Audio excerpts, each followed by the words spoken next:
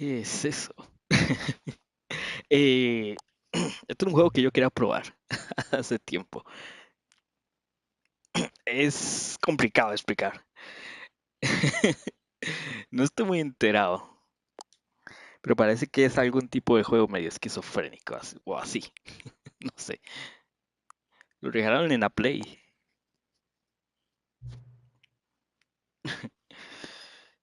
y tocaba probarlo. Porque, pues, ¿por qué no? A ver qué hora es. Aquí es unas 8:45. Vamos a ponerlo así. Lo que sí sé es que esto no es Resident 4. Quería hacer Resident 4, pero me fijé con él. Me fijé que estaba esto. Y dije, ¿por qué no? Por lo que sé es un juego cortito. Por lo que sé es un juego así cortito. Así que vamos a ver qué tal. A ver, a ver qué resulta de esto. ¿Estás jugando esta? A ver. Algo que tenga que tocar aquí. Nada más.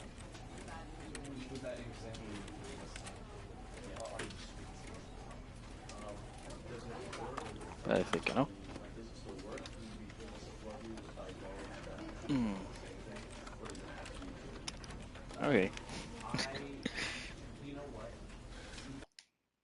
Vamos a iniciar. The end is never the end. Is never the end. Is loading new. What?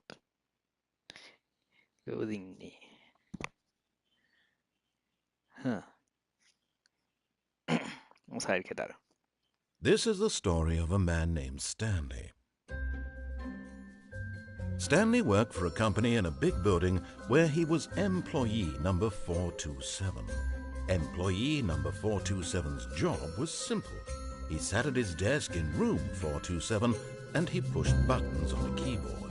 Orders came to him through a monitor on his desk, telling him what buttons to push, how long to push them, and in what order.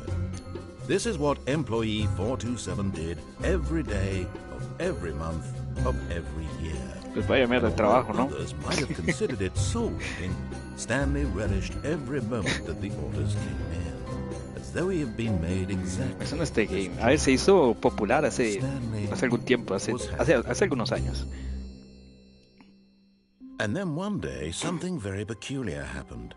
Something that would forever change Stanley. Something he would never quite forget. He had been at his desk for nearly an hour when he realized that not one single order had arrived on the monitor for him to follow.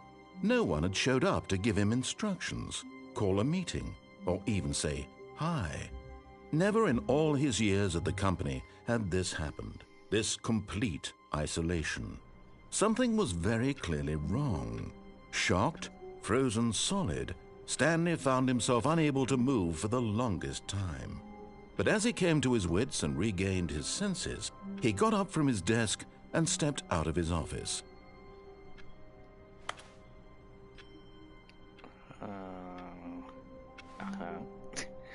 Ok.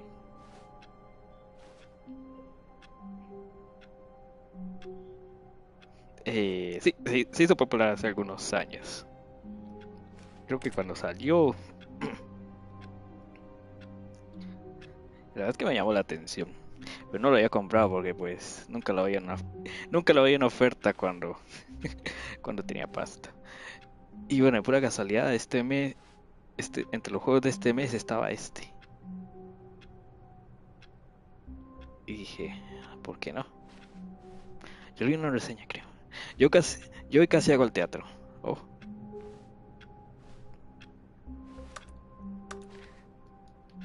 ¿Y qué le dio? y, ¿Y por qué no lo hizo? ¿Le surgió algo o se... o simplemente no más? Yo el que quiero jugar es Spooky.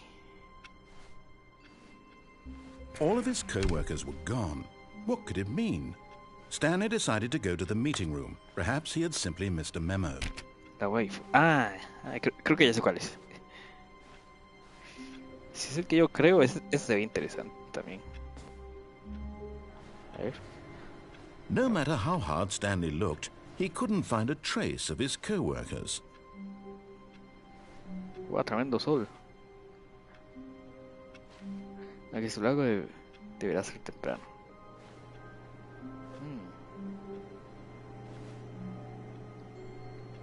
¿Quién se tira un pedo? Dice.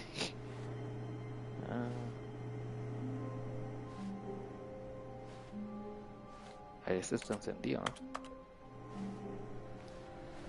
Es porque está andar abriendo puertas con referencias.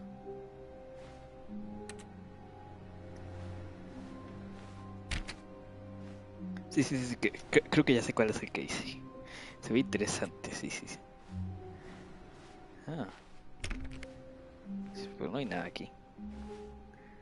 Hay una foto de que es, yo que sé, de Canadá.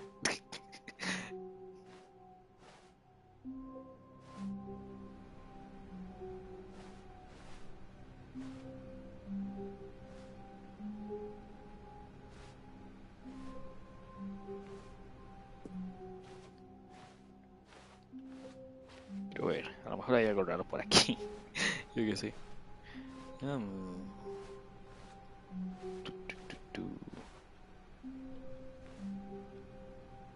¿Y eso? Es un mapa de la ciudad, parece. ¿Qué es esto? No lo sé. El título lo dice, yo no sé qué esperar. Solo sé que este juego es medio raro. Y es mi tipo de juegos, los juegos raros así. Así que vamos a ver qué tal. A ver. Odio los lunes. Quiere anexarse a Canadá. Walking Simulator. Dead Stranding bien hecho.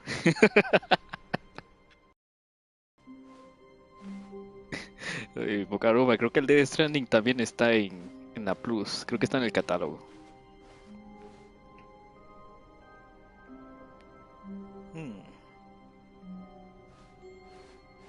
When Stanley came to a set of 2 open doors, he entered the door on his left.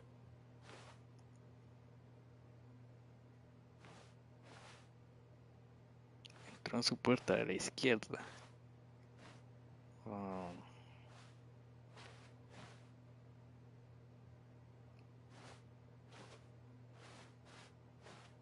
This was not the correct way to the meeting room, and Stanley knew it perfectly well. Perhaps he wanted to stop by the employee lounge first, just to admire it.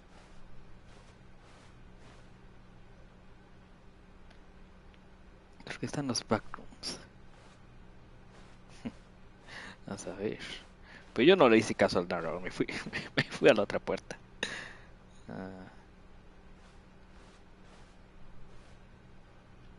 Sí. Quieren anexarse a Canadá. Ah, yes, truly a room worth admiring. It had really been worth the detour after all, just to spend a few moments here in this immaculate, beautifully constructed room. Stanley simply stood here, drinking it all in. Joder, no sé, joder, este es ese tipo de salas que con solo vela ya puede sentir el olor del aire acondicionado. Yes, really worth it being here in the room.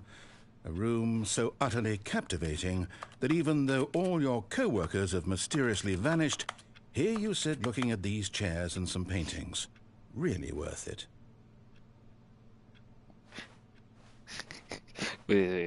Parece que sí. At this point, Stanley's obsession with this room bordered on creepy and reflected poorly on his overall personality. It's possible that this is why everyone left. Que sí se está cabreando. Stanley sat around waiting for more dialogue, but when a long time had passed and there was no more, he decided that the game was trying to send him a message. Bueno, ya. Entendí. But at last, he'd had enough of the amazing room and took the first open door on his left to get back to business.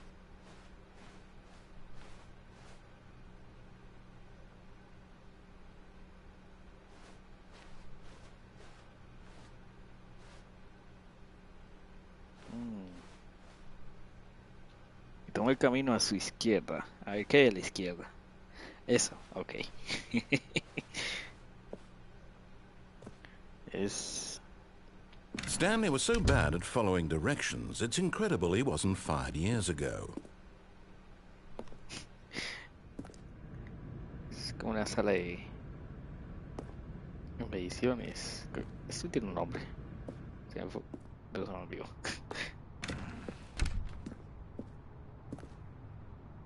Esto es un almacén, ¿no?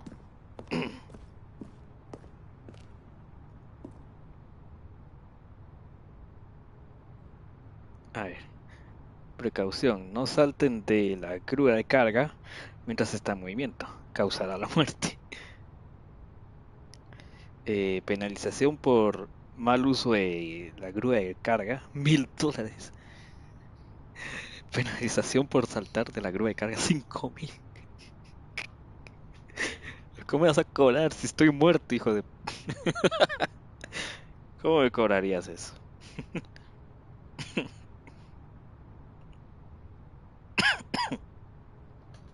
No sale de ingeniería. Look, Stanley, I think perhaps we've gotten off on the wrong foot here. I'm not your enemy, really, I'm not. I realize that investing your trust in someone else can be difficult, but the fact is that the story has been about nothing but you all this time. There's someone you've been neglecting, Stanley.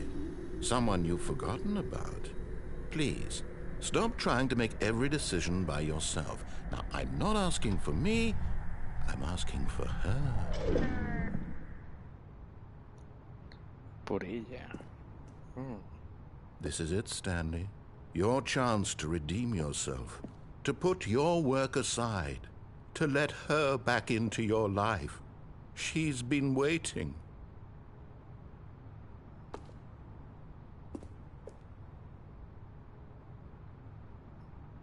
¿Al seguro o del sueldo?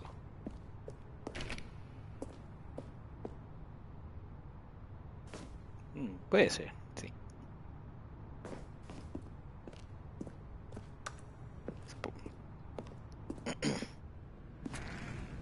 Pero me siguen cobrando después de muerto, que hijos de puta.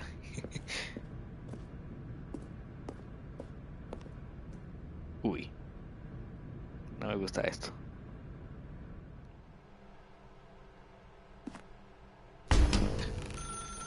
That's her, Stanley.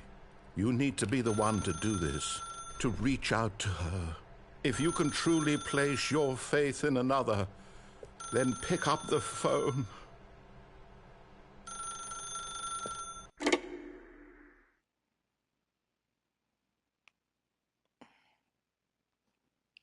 ¿Qué ha pasado?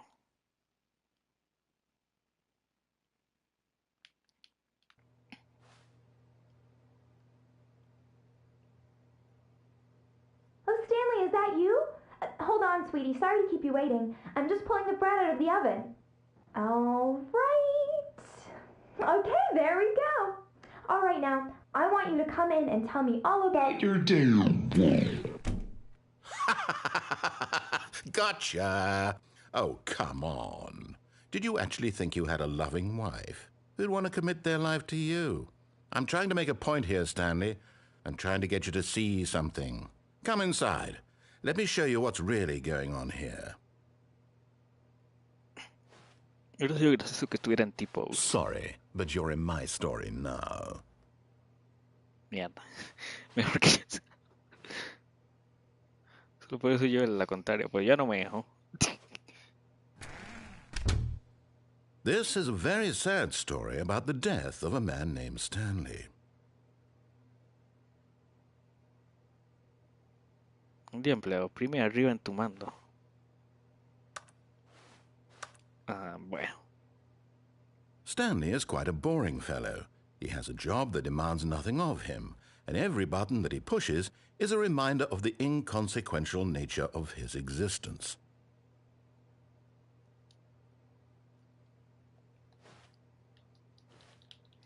Sí, mira a cuánto me importa. Creo que no me dejará avanzar, ¿no? Su jugar sucio, narrador puto.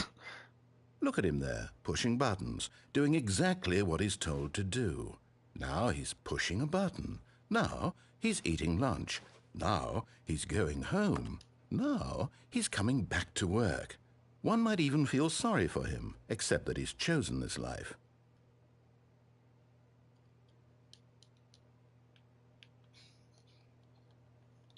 No me vas a dejar apretar algo más, ¿verdad?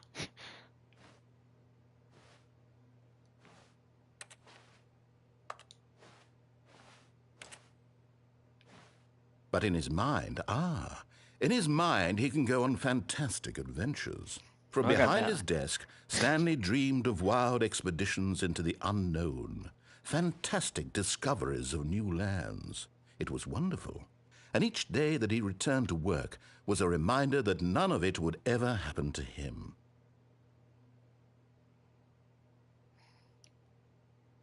Creo que eso también es hacer algo. No haga nada. Ok, voy a poner el mando aquí y a ver cuánto tiempo aguanta el narrador hasta que se canse.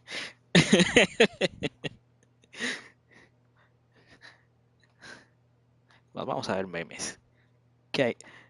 Vamos a ver memes. A ver, ¿qué dice? ¿Qué me sale? ¿Alguien que le salió un Mahuica? No.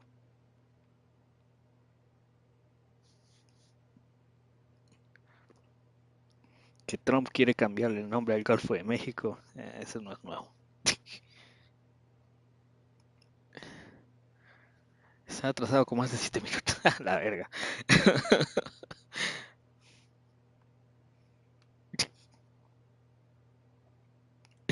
Buenas, Freeze. Entonces. Creo que no va a avanzar, ¿no? o el juego está intentando probarme. Que crea que no va a pasar nada si no hago nada. ¿Y para que haga algo o qué?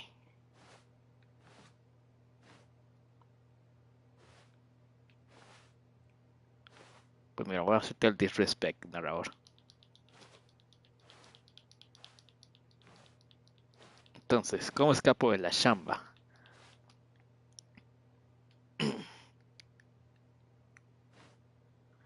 Pues parece que no se puede. a menos este juego no me dejó.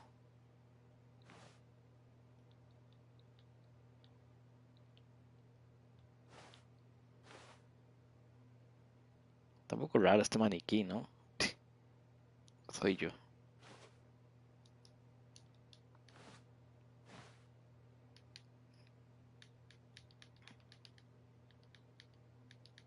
No se puede. No. No lo olvide. Está aquí para siempre.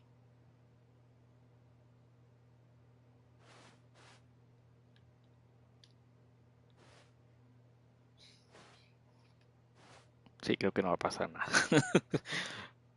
Creo que el narrador está cabreado. And so he began to fantasize about his own job. First, he imagined that one day while at work, he stepped up from his desk to realize that all of his co-workers, his boss, everyone in the building had suddenly vanished off the face of the earth. The thought excited him terribly.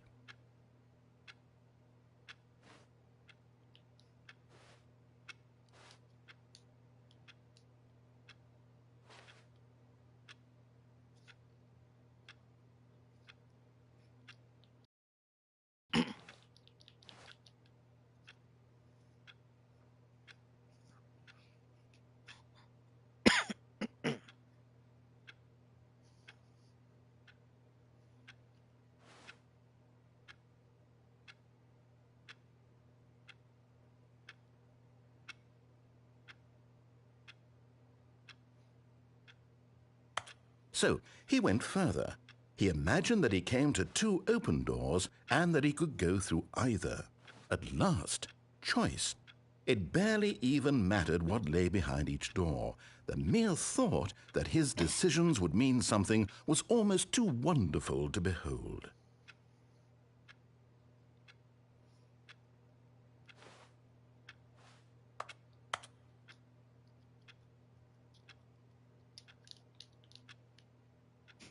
No me va a dejar avanzar. si no hago lo que me dice. As he wandered through this fantasy world, he began to fill it with many possible paths and destinations. Down one path lay an enormous round room with monitors and mind controls. And down another was a yellow line that weaved in many directions. And down another was a game with a baby. And he called it the Stanley Parable.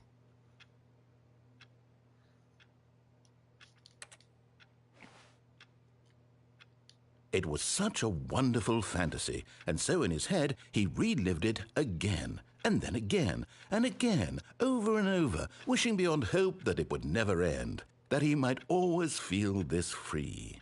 Surely there's an answer down some new path, mustn't there be? Perhaps if he played just one more time.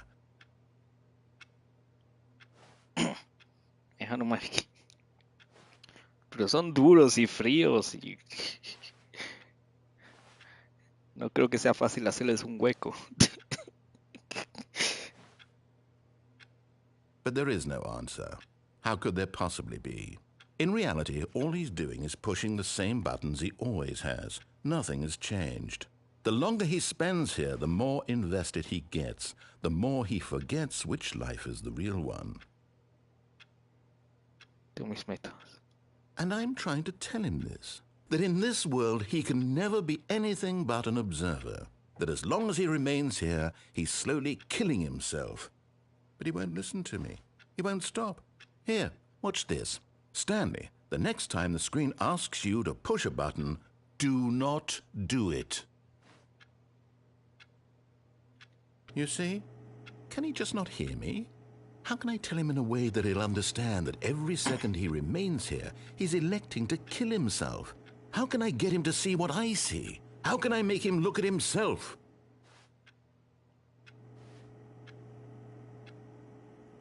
Necesito que llegue. What the fuck? I suppose I can't. Not in the way I want him to. But I don't make the rules. I simply play to my intended purpose, the same as Stanley. We're not so different, I suppose. I'll try once more to convey all this to him. I'm compelled to. I must. Perhaps, well, maybe this time he'll see. Maybe this time. And I tried again, and Stanley pushed a button. And I tried again, and Stanley pushed a button. And I tried. ¿Qué?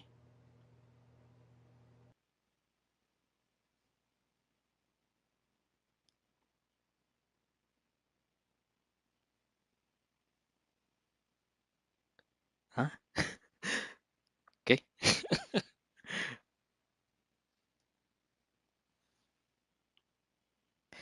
Hola.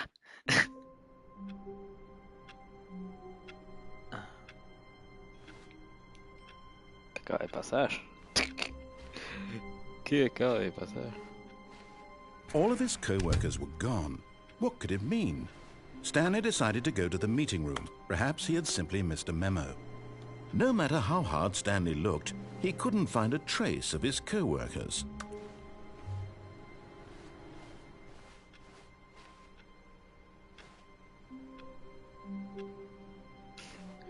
Si mejor no pregunto.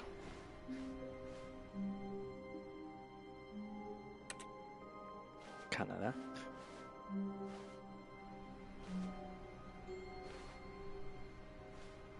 Es que es un Word.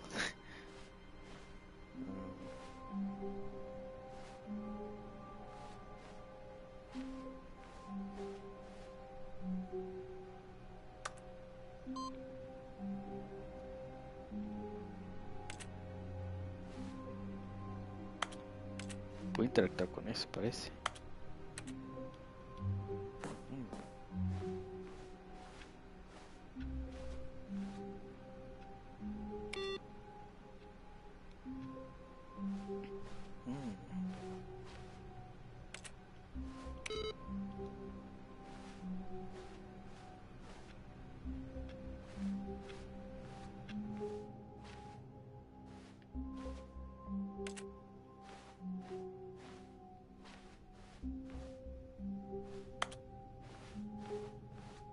When Stanley came to a set of 2 open doors, he entered the door on his left.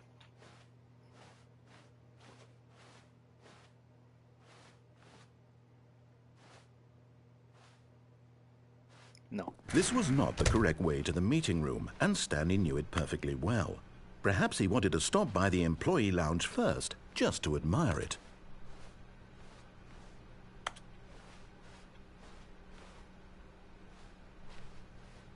Wow. Yes, this room. What a beautiful room. What a gorgeous, gorgeous room. Thank goodness Stanley had taken this detour on his way to the meeting room. Life without having experienced this room was now too horrible even to consider.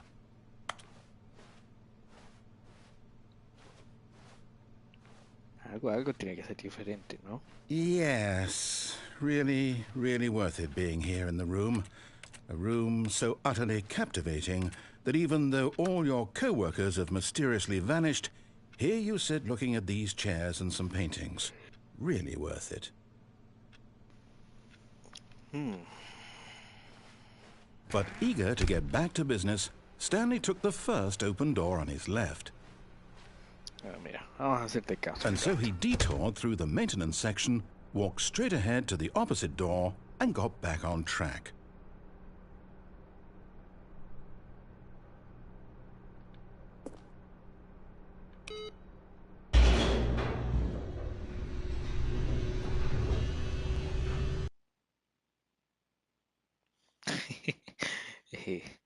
Ahora qué va a pasar. But Stanley didn't want to go back to the office. He wanted to wander about and get even further off track. So now in order to get back, he needed to go, from here it's, left.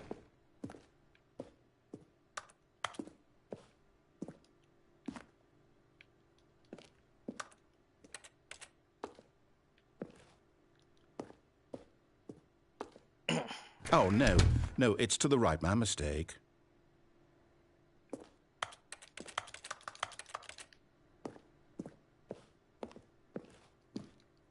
No, not the right. Why would I have ever said it was to the right? What was I thinking? It's clearly... Oh, dear, would you hold on for a minute, please? Pinche YouTube me falló. Now, let's see. We went down right, left, down, left, right. Yep, okay, yes. I've got it now. This story is absolutely, definitely this way.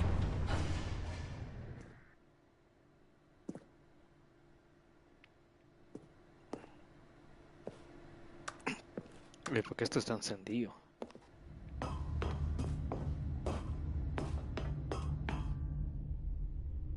No. This isn't right at all. You're not supposed to be here yet. This is all a spoiler. Quick, Stanley, close your eyes. Okay. We just have to get back to, oh, who am I kidding? It's all rubbish now. The whole story completely unusable. How about, rather than waste my time trying to salvage this nonsense, we'll just restart the game from the beginning. And this time, suppose we don't wander so far off track, Okay, from the top. What the fuck? Estoy muy confundido ahora mismo. ¿A dónde quiere llegar el juego?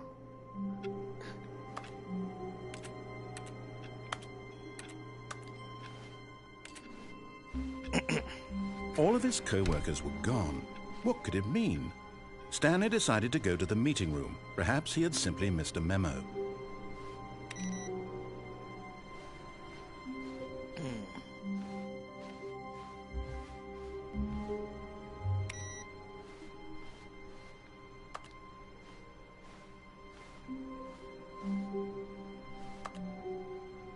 Es diferente. Esta está encendida antes, creo.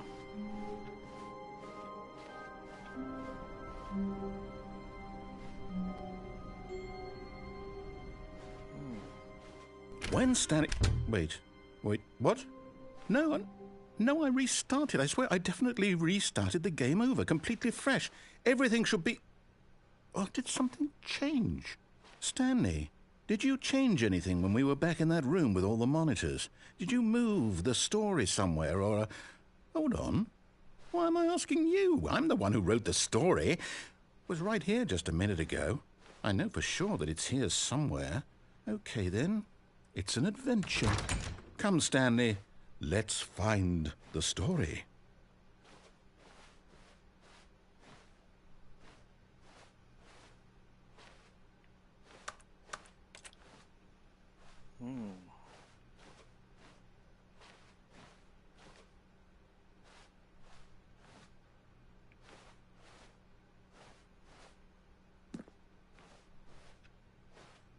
Es un pésimo narrador, hijo de puta.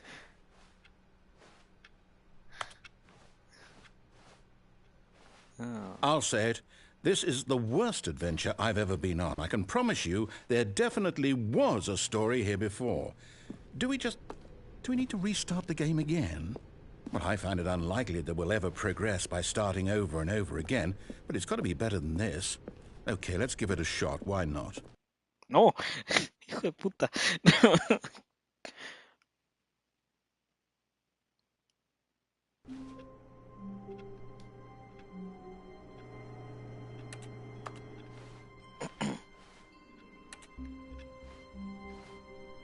All of his co-workers were gone. What could it mean? Stanley decided to go to the meeting room. Perhaps he had simply missed a memo.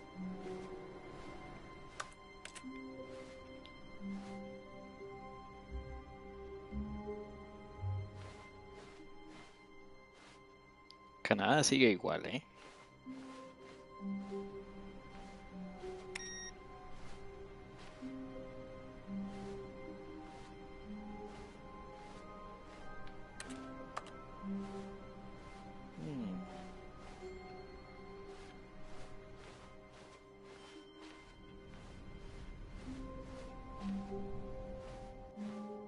Okay, yep, it's worse.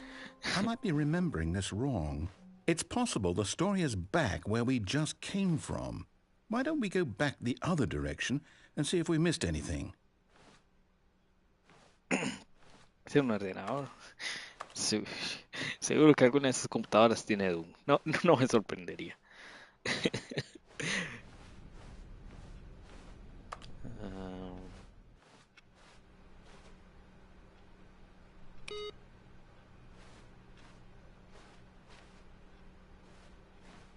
Seguro que alguna de estas tiene Doom. Aha! I knew we'd miss something. The story. Here it comes. Es de la época, probablemente. No, wait, never mind. Not the story. Okay, let's head back the other way and retrace our steps.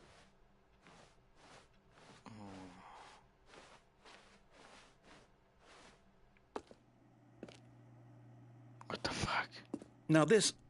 Well, I'll be honest, I don't recognize this place at all. Is this the story? I don't think so. I can't quite recall, but I believe my story took place in an office building. Is that correct? Do you remember, Stanley? Well, do you know what? Since I've completely forgotten what we were supposed to be doing, how about this? You win! Congratulations! I know you put in a lot of hard work, and it really paid off, so good job. Oh, no. No, I don't feel right about this at all. We both know you didn't put in any actual work for that win. Some people win fair and square, and this was not one of those situations. Okay, I'm getting weirded out by whatever this place is. I don't care what might happen this time. I have to restart.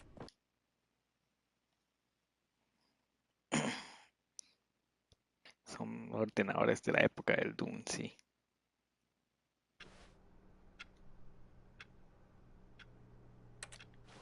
All right, I've got a solution. This time, to make sure we don't get lost, I've employed the help of the Stanley Parable Adventure Line. Just follow the line. How simple is that? No entiendo nada. Yo estoy igual, esté tranquilo. Yo estoy igual, no me estoy enterando de nada. La línea de Stanley Parable. La línea de la aventura de Stanley Parable.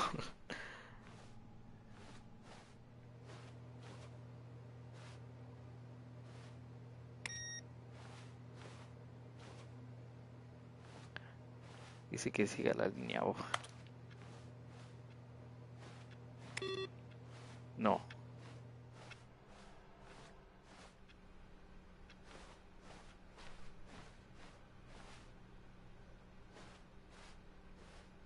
No, no, I'm down. We're leaving it up to the line from now on. Caso del individualismo, la elección no existe. Eso es lo que las élites le quieren hacer.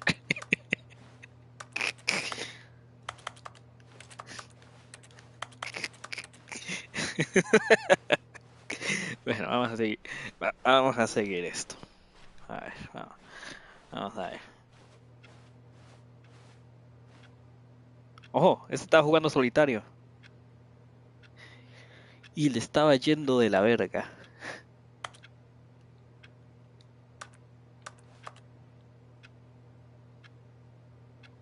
Estaba yendo de la verga a este. Mi manera es la manera de los dioses. ¿Qué pasa si regreso?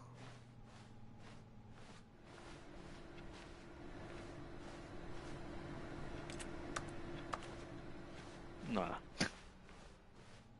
No puedes.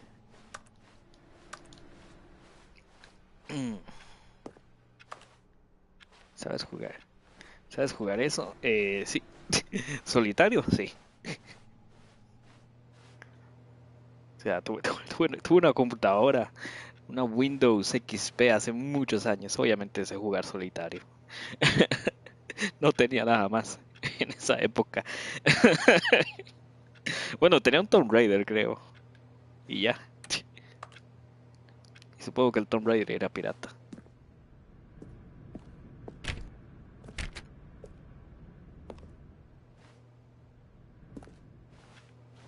A ver si... o estaba empezando, le estaba yendo de la verga, pero de la verga.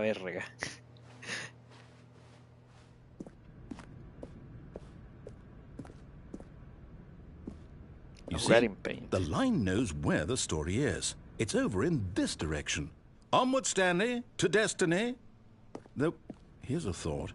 Wouldn't wherever we end up be our destination, even if there's no story there? Or to put it another way, is the story of no destination still a story? Simply by the act of moving forward, are we implying a journey such that a destination is inevitably conjured into being via the very manifestation of the nature of life itself? Okay, Stanley, I need to follow this train of thought for a minute. Just stick with me.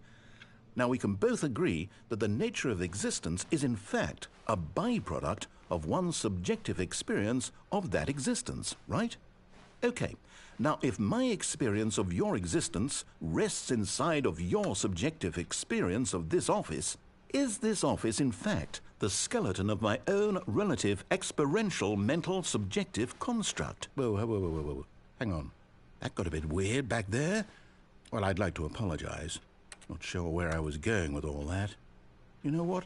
I think what we need right now is a bit of music to lighten the mood. Oye, esto es copyright, ¿no?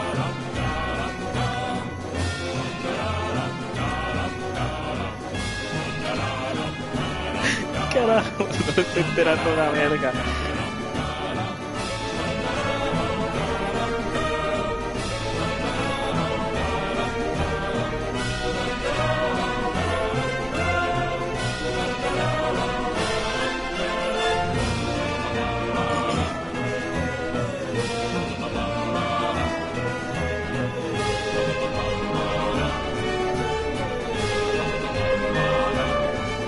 Ponía la de un chao video por Bobby. Se ve complicado el sonido.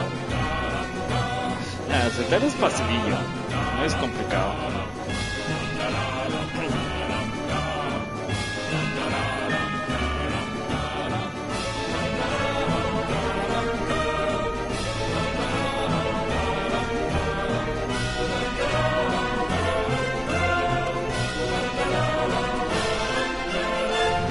Ay, narrador, esta música está muy alta.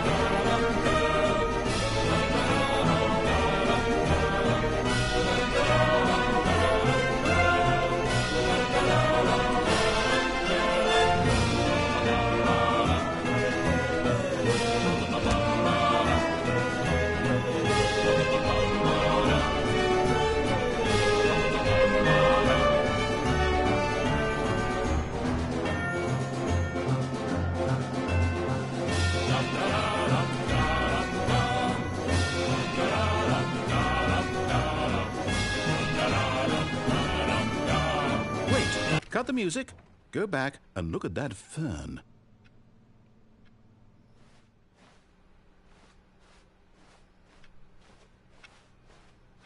Wait, what? We're back at the office? No. Line, you do know we're looking for the Stanley Parable, right? The story? Is any of this ringing a bell? Stanley, this fern will be very important later in the story. Make sure you study it closely and remember it carefully. You won't want to miss anything.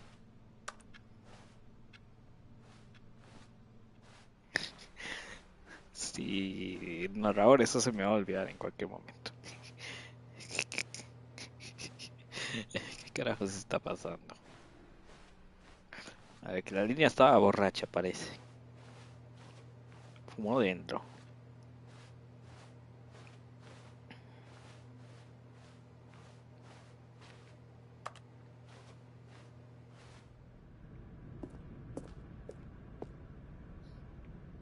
Oh, no, not again. Line, how could you have done this to us? And after we trusted you, after everything we've been through, you... Oh, I can't take this anymore. To hell with it. Restart. Buena historia, ¿no, narrador? Todo está yendo muy bien.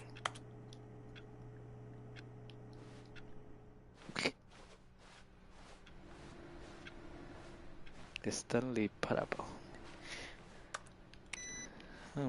You know what, Stanley? I say forget the adventure line. What's it ever done for us? We're intelligent people, right? Why can't we make up our own story? Something exciting, daring, mysterious. Oh, this all sounds perfectly doable. Why don't we simply start wandering in, well, I don't know. How about this direction?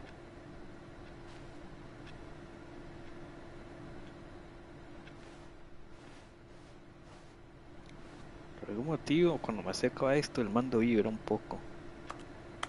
¿Será un efecto o será una señal de algo? No lo sé. Now, yes, this is exciting. Just me and Stanley forging a new path, a new story. Well, it could be anything. What do you want our story to be? Go wild. Use your imagination. Whatever it might be, Stanley, I'm ready for it.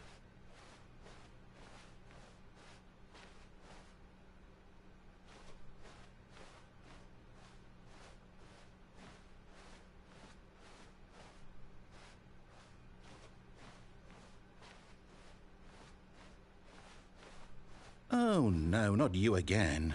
Stanley, I'd also like to veto the line from having any role in our awesome new story. No lines or monitor rooms. Just don't acknowledge it, and we should be fine.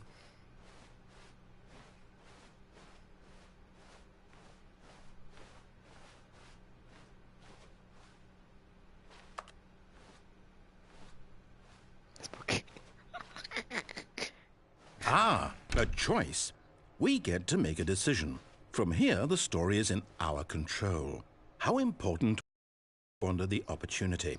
In fact, I believe I need a minute to think here. Just walk in circles for a minute. Okay, so I know that each door has to lead somewhere, which means that somewhere at the place where we're trying to go, there must be a reverse door that leads here. And that in turn means that our destination corresponds with the counter-inverted reverse door's origin. So starting from the right, let us ask, will taking the right door lead us to where we're going? And since the answer is clearly yes, then by all accounts, the door on the right is the correct one.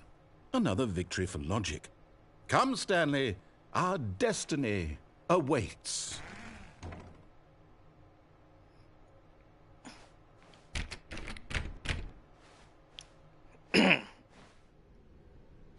Oh, hold up, what's this? The confusion ending. You're telling me that's what this is? It's all one giant ending? And we're supposed to restart the game, what, eight times? That's really how all this goes? It's all determined? So now, according to the schedule, I restart again. Then what? Am I just supposed to forget? Well, what if I don't want to forget? My mind goes blank simply because it's written here on this thing. Wall. Well, who consulted me? Why don't I get to decide? Why don't I get a say in all of this? Is it really... No, it can't be. I don't want it to be. I don't want the game to keep restarting. I don't want to forget what's going on. I don't want to be trapped like this. I won't restart the game. I won't do it. I won't do it. I won't do it. And the timer stopped? Does that mean... did we do it? Did we break the cycle? The, whatever it is that made this schedule? How would we even know? Will someone come for us? Will something happen? So, okay. I guess now we just wait, you know. I suppose in some way that this is a kind of story, wouldn't you agree? I'm not quite sure if we're in the destination or the journey, though they're always saying that life is about the journey and not the destination. So I hope that's where we are right now. We'll find out, won't we? Eventually. Well, in the meantime, if you...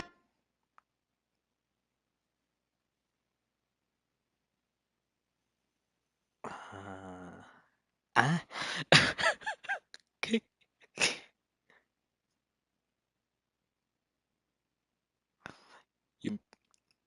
Y ta ta ta ta ta ta ta ta ta ta ta ta.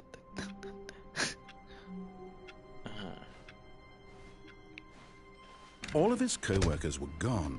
What could it mean? Stanley decided to go to the meeting room. Perhaps he had simply missed a memo. No matter how hard Stanley looked, he couldn't find a trace of his co-workers.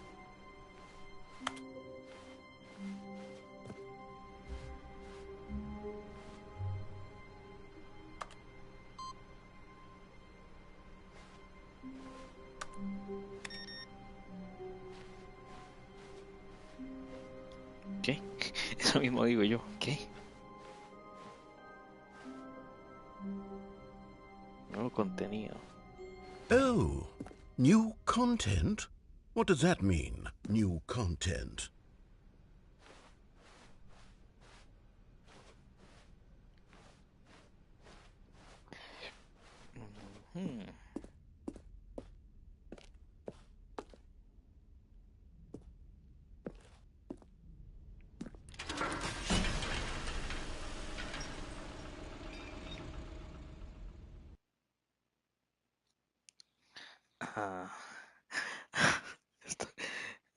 Estoy muy confundido.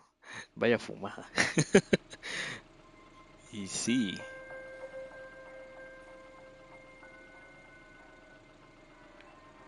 Hello, and thank you for playing the Stanley Parable Ultra Deluxe. As you may know, the Stanley Parable was a video game released in 2013 on home computers. After receiving critical and commercial success, it was expanded upon in 2022 with the Stanley Parable Ultra Deluxe, a reimagining of the game for consoles and home computers. The Stanley Parable Ultra Deluxe features exciting new content that broadens and expands the world of the Stanley Parable, delighting audiences the world over. Please, step inside and see what thrilling new adventures await in the Stanley Parable Ultra Deluxe. Oh, well, this sounds delightful. I'm very excited to see the thrilling new Ultra Deluxe content. ¿Esto es algo que debí ver antes o digo que debí ver después de jugar el juego o qué? Okay, so far it's an elevator. No sé, Nothing pues ya estoy special aquí. yet, but I'm sure it's just the beginning of a mesmerizing adventure.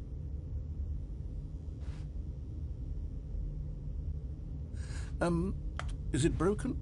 What's going on here? Should we be moving somewhere or... Oh, there we go. All right, finally, at long last, it's on to the new content. I've never been more ready. Let's do it.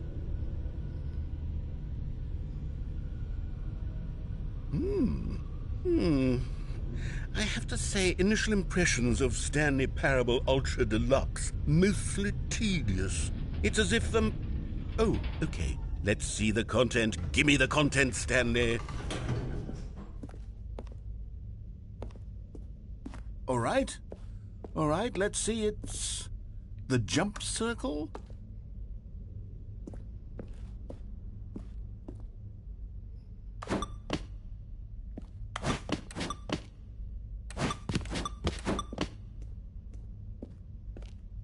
Is that it? Surely that's not all the new content. There has to be something else, right?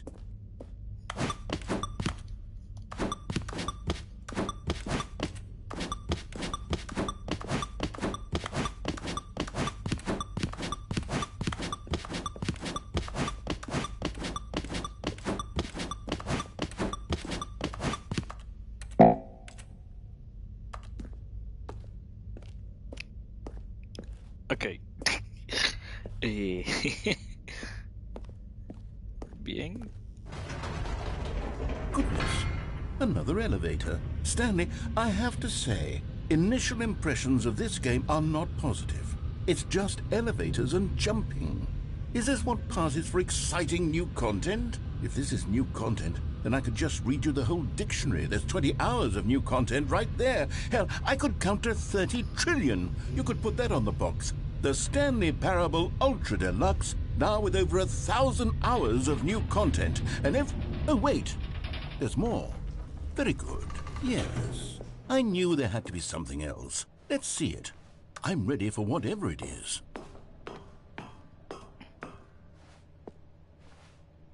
That's it? Oh, you've got to be kidding me. You see, Stanley? This is what happens when greedy video game developers with no respect for their fan base rush a cheap expansion to market for no reason other than to make an easy dollar. And don't get me started on the level of craftsmanship that's gone into it. In fact, I'm looking right now at the game's trophies, and it's hard to believe one of them actually says, "Test trophy, please ignore." What quality assurance department signed off on this? I'm infuriated and I'm offended, and I intend to find these people on Twitter and hold them personally accountable. It's my fault, Stanley. I built up too much anticipation around the new content, I'm afraid. It could never have lived up to such expectations. If you're still with me, why don't we just reset the game and we'll try to get back to what the Stanley Parable is really about. No frills. Esencia, no gimmicks. lo dijo. Just you and me having a great time together like always. What do you say, friend? Esencia, dijo esencia. 7 palabras.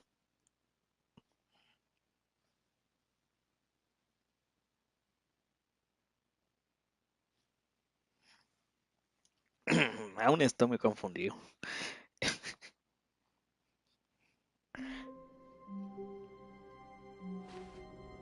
Tengo la sensación de que esto es algo que no debí ver después de terminar el juego normal, ¿no?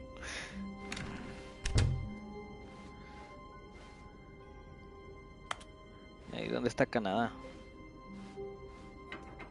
Psst! Stanley! Come over here!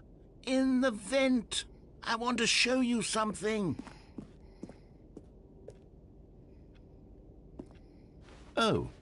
You don't want to see the cool surprise I made for you? Well, fine. You're a dork anyway, so who cares?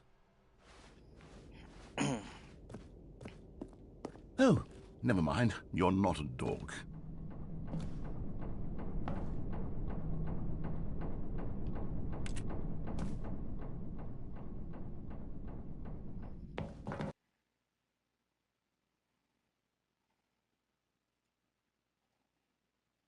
Es como la del Joker. Un poco. Quizás un poco, sí. Okay, you remember how cheap and unsatisfying the new Ultra Deluxe content turned out to be? Well, it got me thinking about the past and how much better the Stanley Parable used to be. So I made something special and tucked it away here where the game's developers won't find it. Just our little secret. Take a look.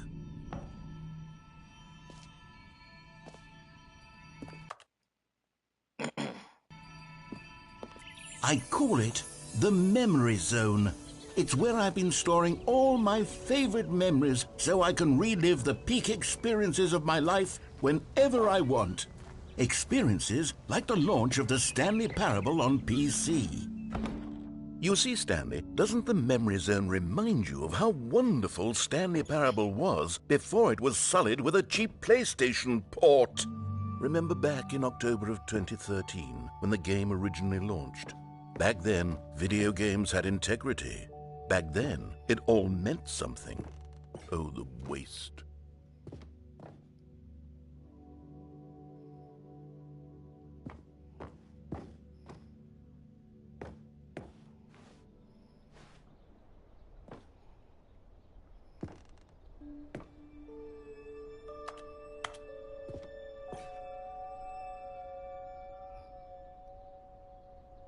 Un archivo. Ah, este logro lo conozco. Este logro lo conozco. Este, este sí lo conozco, este sí lo conozco. Este parece que es un logro de Steam. No sé si está aquí en esta versión también. Pero este era un logro de Steam que salía aleatoriamente. Creo que salía aleatoriamente. Pero que era muy jodido que saliera. Y que casi nadie lo tiene. Ahora verga basado.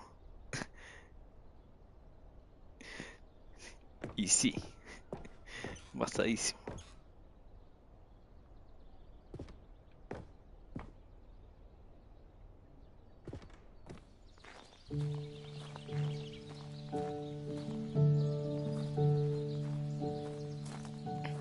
And over here is where I keep reviews of the Stanley Parable. Like this stunning triumph of games journalism, 10 out of 10 from Destructoid.com. James Stephanie Sterling writes, and I quote, "Where so many games that aspire to be more than games end up less than any form of art, Stanley Parable strives and then succeeds to be every game ever created." Did you hear that, Stanley? Every game ever created. That's how grand and all-encompassing the original Stanley Parable was. It was literally every game ever created. It was Skyrim, it was Persona 3, it was all of them. Skyrim. And now, it's nothing. It's no games at all. It isn't even the Stanley Parable anymore. It's just a husk now. A lifeless husk with an hour of new elevator content.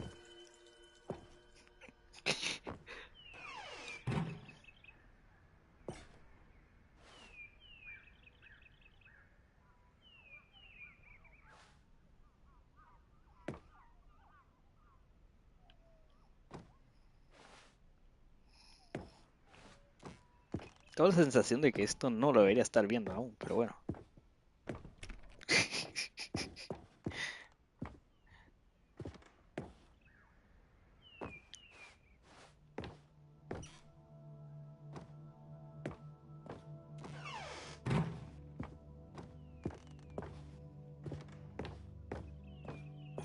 Here's another moving passage, this time from GameSpot.com.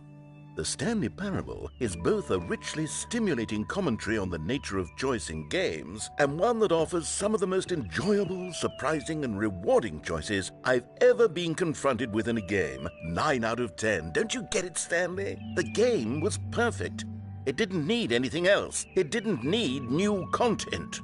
All they had to do was transport it in pristine condition along to the PlayStation. Boom, done. And they couldn't even do that. Couldn't resist the urge to go meddling with a beloved franchise.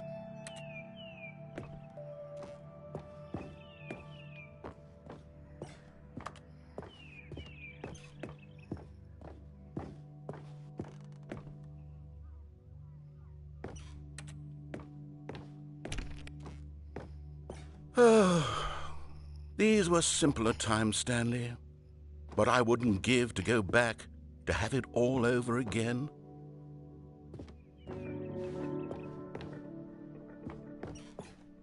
Wait, hang on. I don't recall this part of the memory zone before. What's this? What's down here? Oh no, oh God, no, Stanley. It's a collection of reviews from Pressurized Gas, the extremely popular online storefront for computer games. Steam, pero mal escrito. I can't even imagine what's been collecting down here. Surely these reviews were glowing. Así las reseñas de Steam. Honestly, I could not be bothered to play this game to full completion. The narrator is obnoxious and unfunny, with his humor and dialogue proving to be more irritating than entertaining. Unfunny? I'm not trying to be funny. I'm trying to make a serious work of art. I suppose I could write up a handful of gags to insert into the Stanley Parable, but the game is already such a densely layered web of profound philosophical insights that I can't even imagine where I'd have the room to stick them.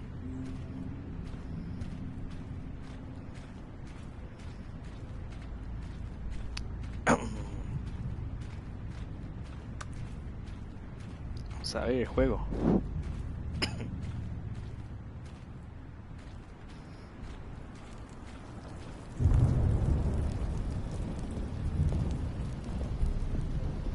Okay, let's see what this one says.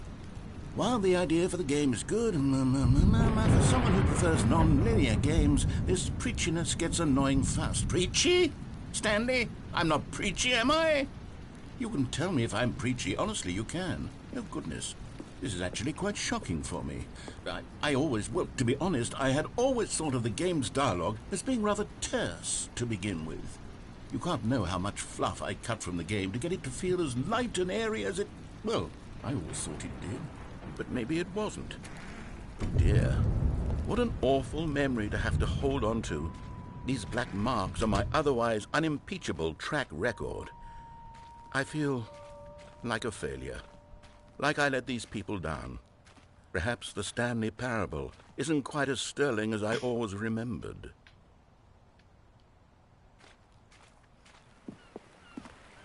What's this one got to say? You constantly have to stop doing anything so the narrator can catch up with his long-winded explanations of what's happening. I wish there was a skip button. Ese jugador de Genshin. Well, yes. Yes, I think we can do that. If I'm truly too preachy, then maybe letting you skip ahead for just a moment, surely it couldn't hurt. Not if it means we can strike these negative reviews from the record. Only positive reviews of the Stanley Parable. That's my motto today, and it's always been my motto. I'd do anything for the customer, Stanley. Yes, a skip button we shall have. Ese era jugador de Genshin viendo el skip.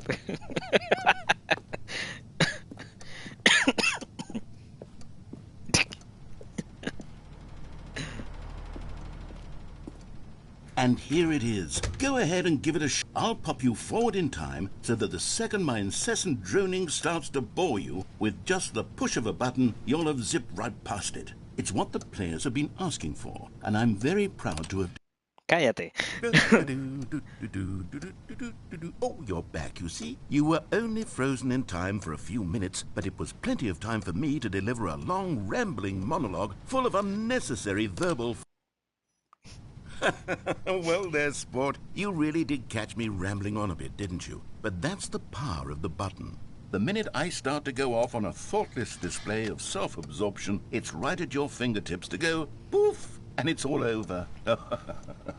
I can't wait to see what Cookie 9 will say about this, and whether they'll edit the rating of their pressurized gas review, or at least change some of the wording, perhaps. To be honest, I don't even know if one can change their review in the first place. I guess I should become better educated on how exactly pressurized gas works. Perhaps that would have been a smart thing to check on before I went on about this whole exercise of making the skip button. Okay, welcome back, Stanley. Now, I should say that the amount of time the button has been skipping through is becoming longer and longer. That last one was, well, I want to say maybe 30, 45 minutes? It's not unendurable by any means, but well, there's really only so much I can ramble on to myself about. I know, it's shocking, isn't it? But at any rate, I do suggest that we not press the button again. Stanley! Stanley, please don't push the button again. It's been 12 hours. You've just been frozen there. I don't know why the skips are getting longer, but they're really, truly getting longer, and my God, there's no way out of the room. Oh, Stanley, you're back. You're back. Oh, my goodness. I have someone to talk to again. Stanley, I think it's been a week.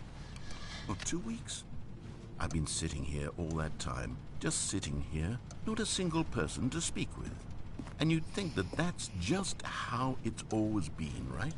Me talking and you saying nothing. would you think that it's exactly the same as always? Doesn't that feel like what we've already been doing? Me just talking? But it isn't, Stanley. It isn't the same at all. It isn't even close. Because I know you can't hear me once you push that button. That's what I'm realizing now, Stanley. I'm realizing that I needed to know that someone was listening. I needed there to be a vessel through which my words were moving. It was the vessel I needed, Stanley. Not the outcomes, not the story. None of that matters anymore. I'll give it all up. I'll give up every branching path. I'll burn my story to the ground. One single thing I need, and God, I can see now that I need it more than anything, is to know that someone else is taking it in. These words that I'm saying, I need to know you can hear me. Because maybe, Stanley, maybe, if you can hear me, then maybe it means I'm real. Maybe I'm not just a fiction. Was I scared of that all along? Perhaps, yes. Perhaps I've been scared this whole time, that if I stop speaking, I'll slip backwards into the silence and be consumed by it. I can't be taken by it, Stanley. I can't lose myself in the stretch of emptiness between you and me. When you press that button, you're still right there, but I know you're so tremendously far away. And in those moments, the emptiness folds itself... ¡Cállate! Oh, hello. It's you. You're here again. Welcome. I have had time to think about you and about us and about everything we've been through. I've had so much time. I stopped keeping track after a year. Have you ever sat down in one place and not moved for one entire year? Let me describe it for you. To begin with, there is only regret.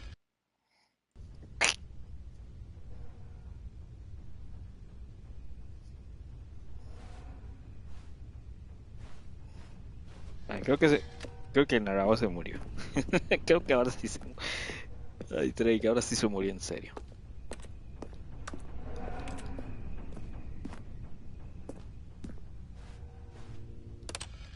Y tal vez la mejor escudera para gancho. Ah.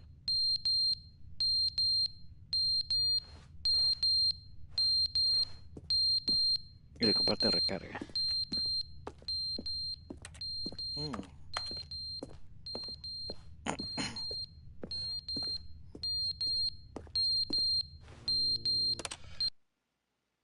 But they didn't understand the game was never meant to be funny. It was meant to have a point. It was meant to speak to the human condition. But where are the jokes? Where are the jokes? They bemoaned, they screamed, they gnashed their teeth and said, entertain us. It wasn't enough. They had to leave a pathetic little thumbs-down review and make all of their pitiful demands. But then, he's talking too much, they said. First, he didn't entertain us, now he won't shut up. It's the inconsistency, it's the lack of accountability. It's the unwillingness to examine with an uncompromising heart the words that they are speaking into the world. As though there were no consequences for a lack of cohesion in one's assessment of others. But of course, absolutely anyone can leave a review. So here's what we get. We get these demands that seek...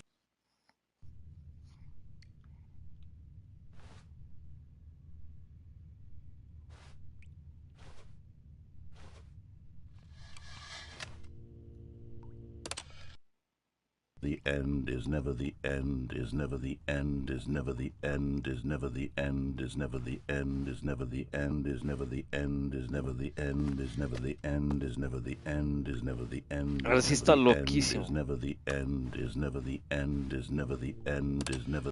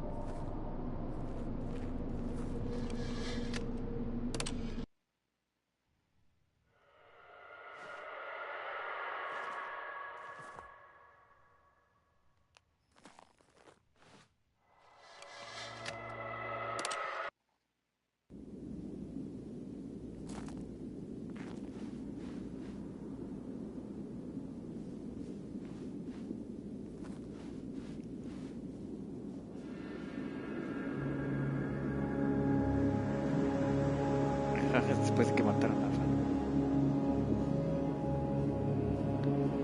Ran. Probablemente.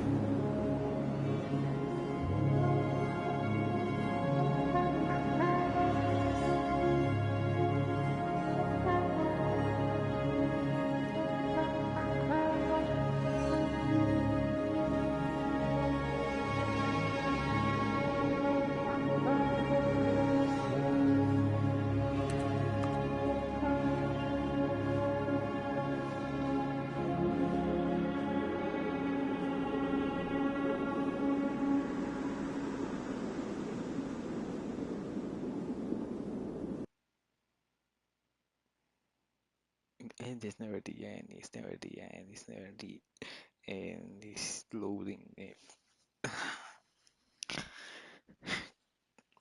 Ah. No me estoy enterando de nada.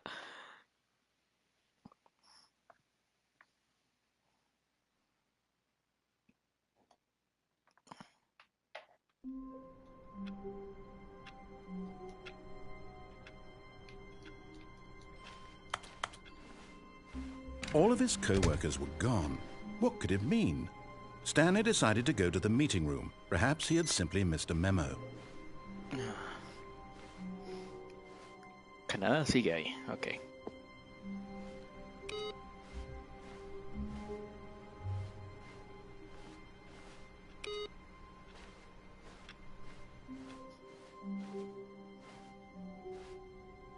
Nuevo contenido. When Stanley came to a set of 2 open doors, he entered the door on his left. Ahí ven. Vamos a hacerle caso al narrador esta vez. Vamos para ver. Vamos para ver hacia dónde me lleva esto.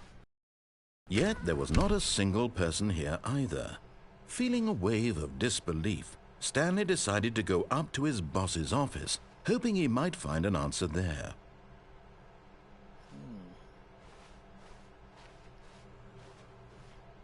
¿Cómo resolver una disputa con...? ¡Ey! Estaba leyendo.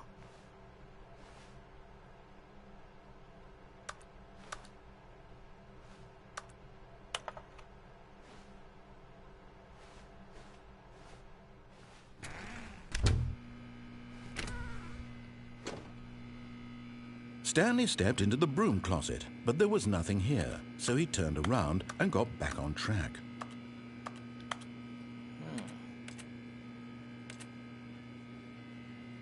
There was nothing here. No choice to make, no path to follow, just an empty broom closet. No reason to still be here. ¿Dónde está Harley? Coming to a staircase, Stanley walked upstairs to his boss's office.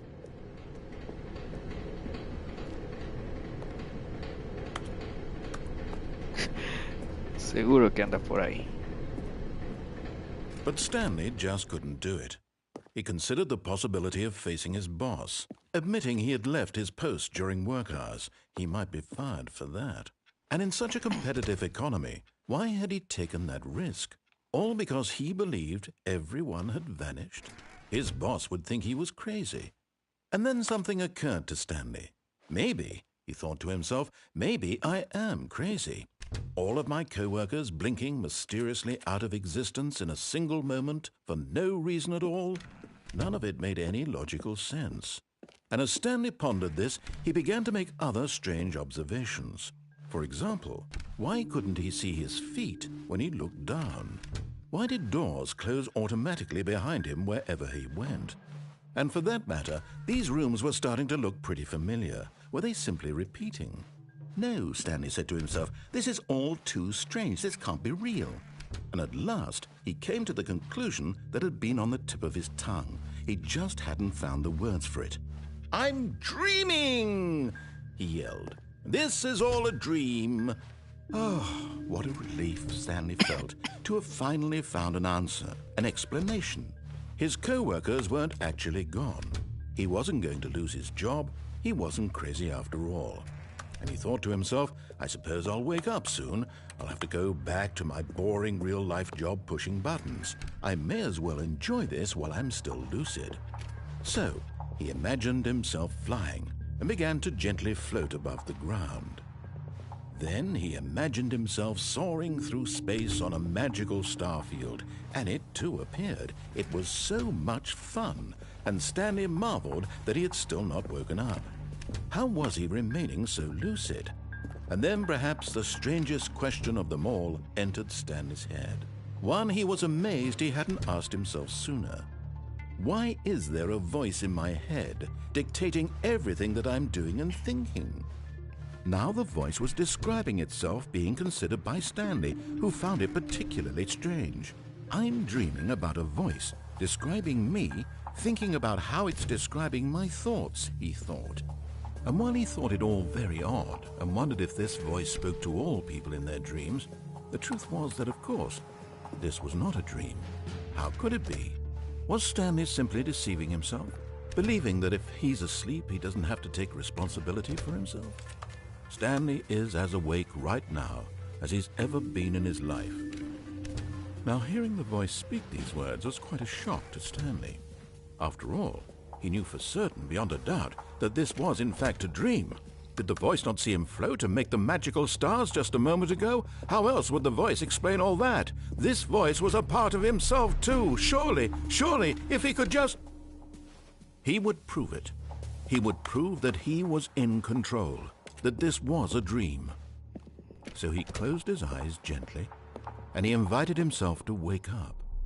He felt the cool weight of the blanket on his skin, the press of the mattress on his back, the fresh air of a world outside this one.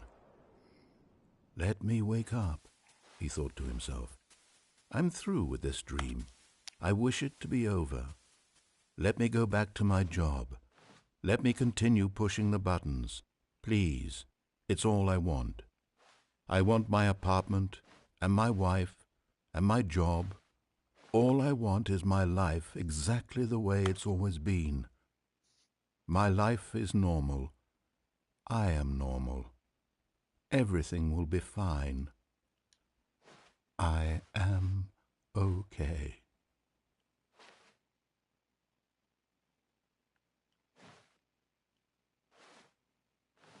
What the fuck? Stanley began screaming. Please, someone, wake me up. My name is Stanley. I have a boss. I have an office. I am real. Please, just someone tell me I am real. I must be real. I must be. Can anyone hear my voice? Who am I? Who am I? And everything went black.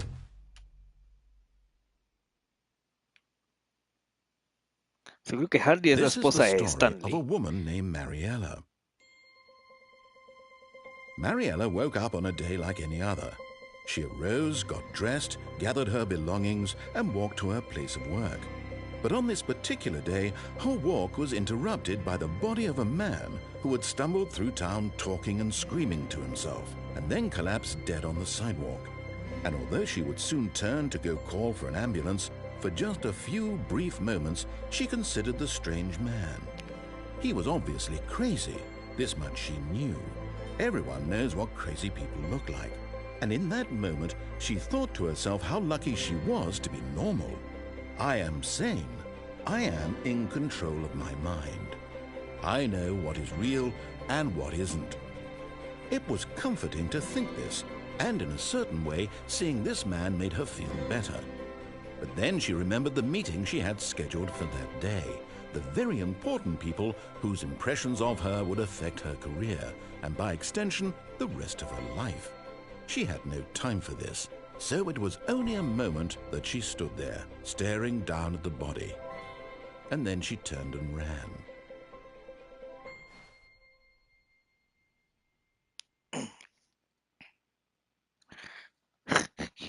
¿Qué carajos? ¿Qué carajos? Estoy cada vez más confundido.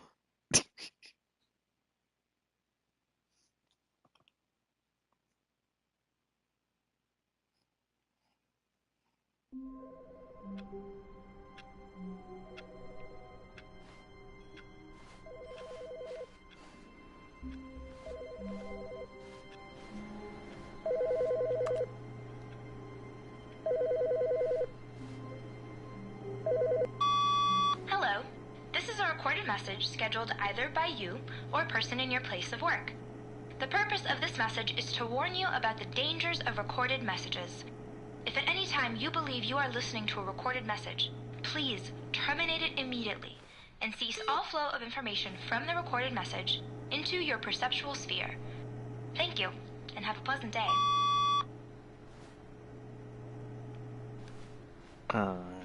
Ok.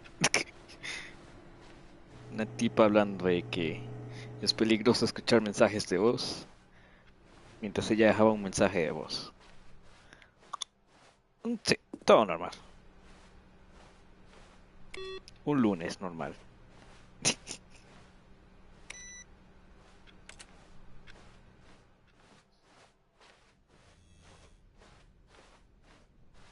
When Stanley came to a set of 2 open doors, he entered the door on his left.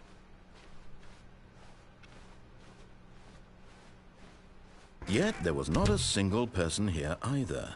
Feeling a wave of disbelief, Stanley decided to go up to his boss's office, hoping he might find an answer there.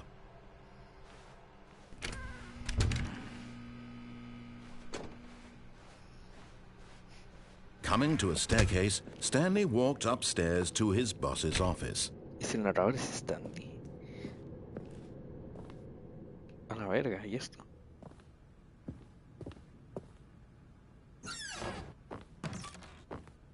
Y puede ser, debido a que el jefe le sabe lo que el jefe es. ¿Cómo? Because the boss knows that was the boss.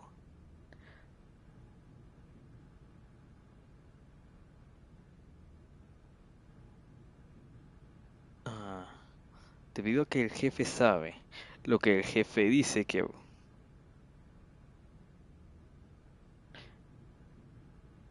Debido a que el jefe sabe lo que el jefe dice, si el jefe ha sufrido pérdidas, entonces eso es lo que el jefe le dice. ¿Qué? Creo que lo estoy entendiendo mal. No parece estar mal escrito, quizás sí. A ver, because the boss knows that what the boss says goes. If the boss suffers losses, then that's what the boss chooses.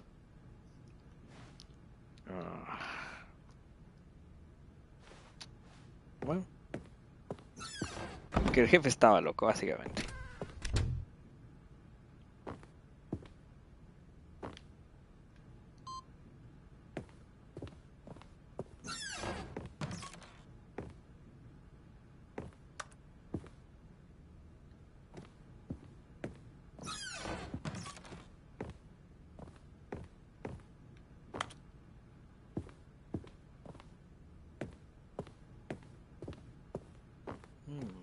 Stepping into his manager's office, Stanley was once again stunned to discover not an indication of any human life. Shocked, unraveled, Stanley wondered in disbelief who orchestrated this, what dark secret was being held from him. What he could not have known was that the keypad behind the boss's desk guarded the terrible truth that his boss had been keeping from him, and so the boss had assigned it an extra secret PIN number, 2845. But of course, Stanley couldn't possibly have known this. Yet incredibly, by simply pushing random buttons on the keypad, Stanley happened to input the correct code by sheer luck. Amazing. He stepped into the newly opened passageway.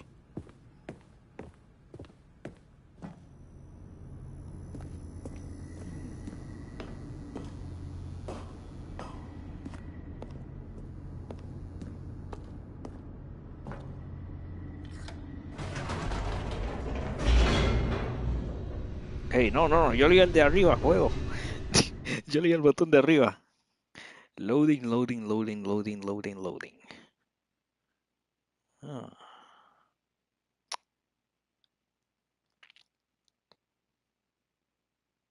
Descending deeper into the building, Stanley realized he felt a bit peculiar. It was a stirring of emotion in his chest, as though he felt more free to think for himself, to question the nature of his job. Why did he feel this now, when for years it had never occurred to him? This question would not go unanswered for long.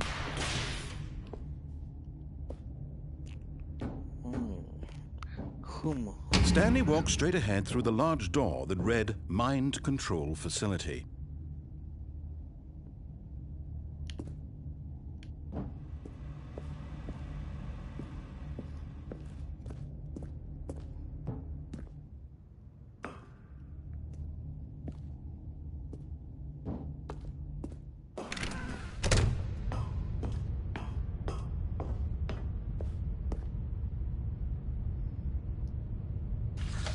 The lights rose on an enormous room packed with television screens.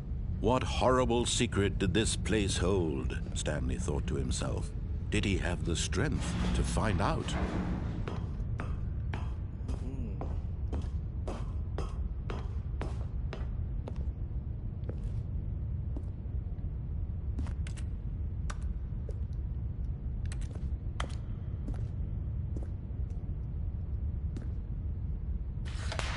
Now the monitors jumped to life, their true nature revealed. Each bore the number of an employee in the building, Stanley's co-workers. The lives of so many individuals reduced to images on a screen, and Stanley, one of them, eternally monitored in this place where freedom meant nothing.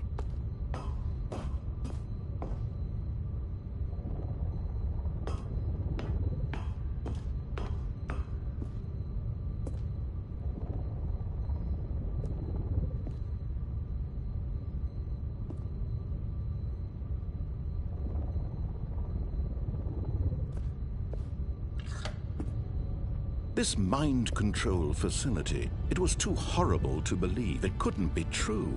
Had Stanley really been under someone's control all this time?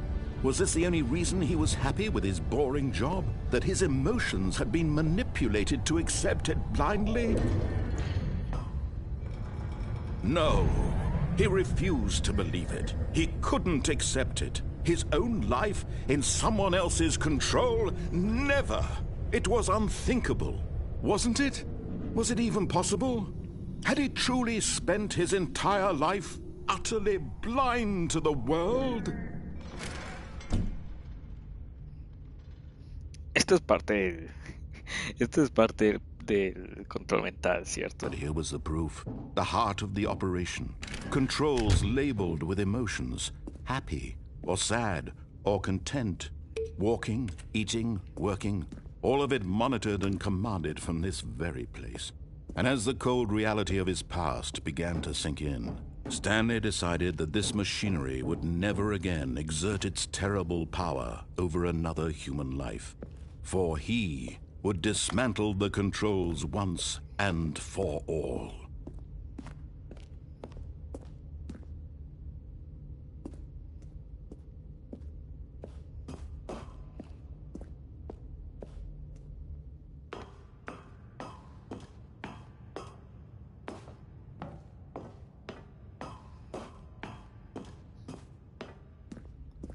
Esto es parte del experimento, ¿cierto? Ah.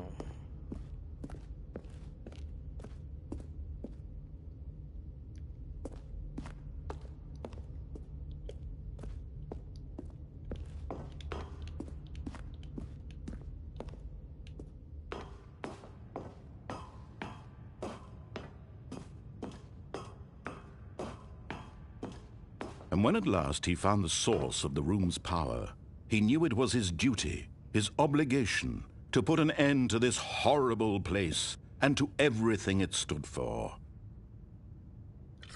Oh, Stanley, you didn't just activate the controls, did you? After they kept you enslaved all these years, you go and you try to take control of the machine for yourself. Is that what you wanted? Control? Oh, Stanley, I applaud your effort, I really do. But you need to understand, there's only so much that machine can do. You were supposed to let it go, turn the controls off, and leave. If you want to throw my story off track, you're going to have to do much better than that.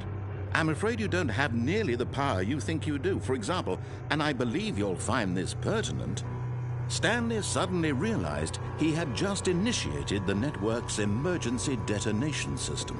In the event that this machine is activated without proper DNA identification, nuclear detonators are set to explode, eliminating the entire complex. How long until detonation then? Let's say, 2 minutes. Ah, now this is making things a little more fun, isn't it, Stanley? It's your time to shine. You are the star. It's your story now. Shape it to your heart's desires. Oh, this is much better than what I had in mind. What a shame we have so little time left to enjoy it. Mere moments until the bomb goes off. But what precious moments each one of them is. More time to talk about you, about me, where we're going, what all this means. I barely know where to start. What's that? You'd like to know where your co-workers are? A moment of solace before you're obliterated? All right, I'm in a good mood. You're gonna die anyway. I'll tell you exactly what happened to them. I erased them. I turned off the machine. I set you free. Of course, that was mere instance of the story. Sometimes when I tell it, I simply let you sit there in your office forever, pushing buttons endlessly and then dying alone. Other times, I let the office sink into the ground, swallowing everyone inside, or I let it burn to a crisp. I have to say this, though, this version of events has been rather amusing. Watching you try to make sense of everything and take back the control wrested away from you, it's quite rich. I almost hate to see it go. But I'm sure whatever I come up with on the next go-around will be even better. My goodness, only 34 seconds left. But I'm enjoying this so much. You know what? To hell with it. I'm going to put some extra time on the clock. Why not?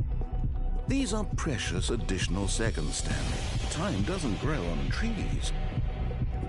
Oh, dear me. What's the matter, Stanley? Is it that you have no idea where you're going or what you're supposed to be doing right now?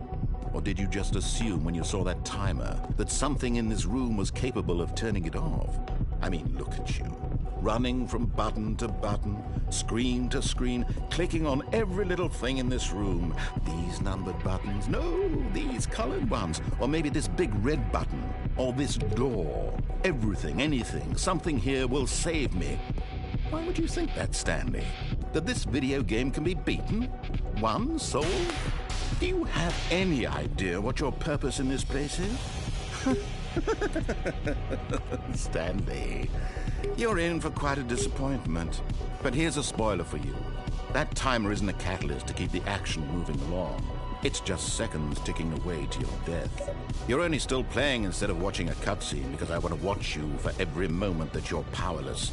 To see you made humble. This is not a challenge. It's a tragedy. You wanted to control this world, that's fine. But I'm going to destroy it first, so you can't. Take a look at the clock, Stanley. That's 30 seconds you have left to struggle. 30 seconds until a big boom and then nothing. No ending here, just you being blown to pieces. Will you cling desperately to your frail life, or will you let it go peacefully? Another choice. Make it count. Or don't. It's all the same to me, all a part of the joke. And believe me, I will be laughing at every second of your inevitable life from the moment we fade in until the moment I say, happily ever up. Ah!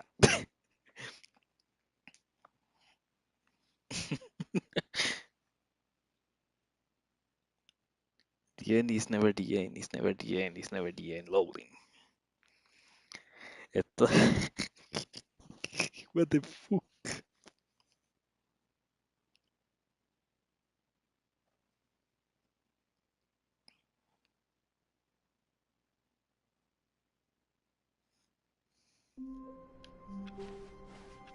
All of his co-workers were gone. What could it mean? Stanley decided to go to the meeting room. Perhaps he had simply missed a memo. No matter how hard Stanley looked, he couldn't find a trace of his co-workers.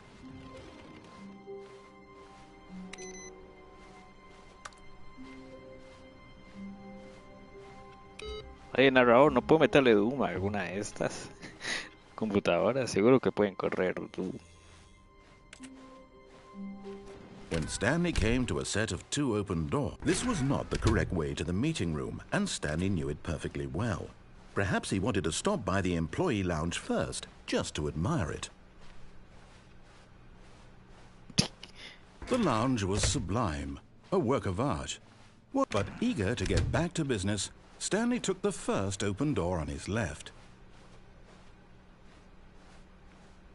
Muy bien, vamos a hacerte caso aquí. Me And faltó so ir he hacia acá. detoured through the maintenance section, walked straight ahead to the opposite door, and got back on track. Vamos a hacerte caso un rato más, narrador. Yet there was not a single person here either. Feeling a wave of disbelief, Stanley decided to go up to his boss. Coming to a staircase, Stanley walked upstairs to his boss's office.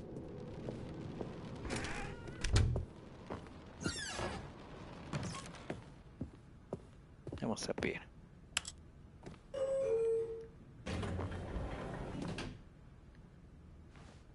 ¿A dónde me llevará esto?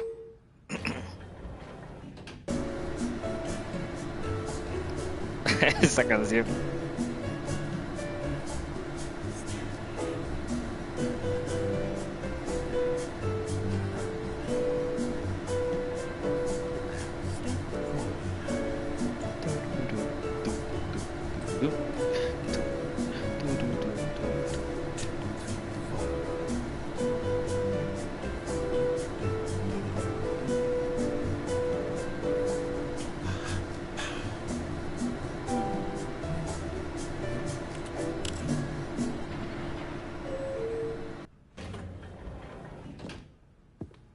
What?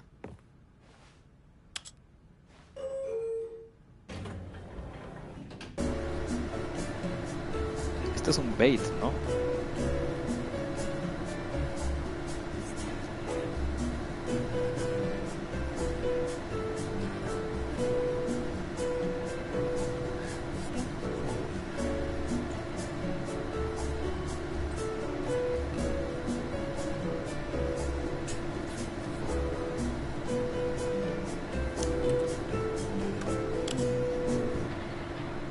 Es de que si esto es bait, está muy raro. Sí, bastante. Stepping into his manager's office, Stanley was once again stunned to discover not an indication of any human life. What could it mean? Stanley wondered aloud to nobody. He began wildly tearing through papers on the boss's desk, pulling books off the shelf, looking behind paintings, desperate for clues to his situation. But his attention was caught by a keypad behind the boss's desk. What could its purpose be? In fact, this keypad guarded the terrible secret that lay buried below his feet. And so the boss had assigned it an extra secret PIN number, 2845. But of course, Stanley couldn't possibly have known this.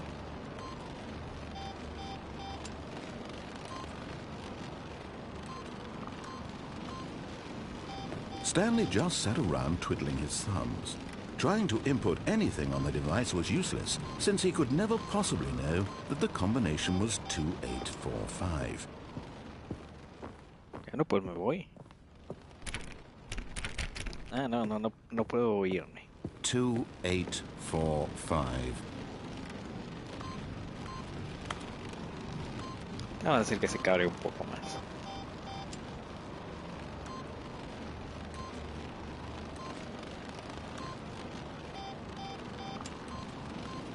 Forgot, but it turns out that the panel's emergency override kicked in, and the door just opened all by itself, and Stanley got the hell along with the story.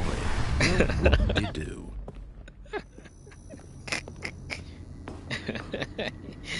Bien hecho, narrador. Muy bien.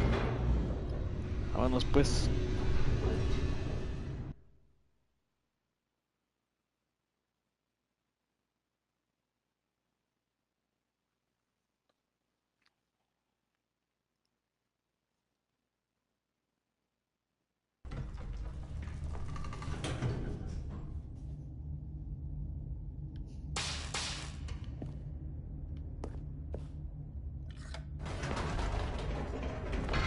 Whoops. Nope. Never mind. Stanley actually got back into the elevator and went back up. Silly me. Why did Stanley do that when he knew that it would just lead back to his boss's office? Well, that's a great question. I just can't wait to find out.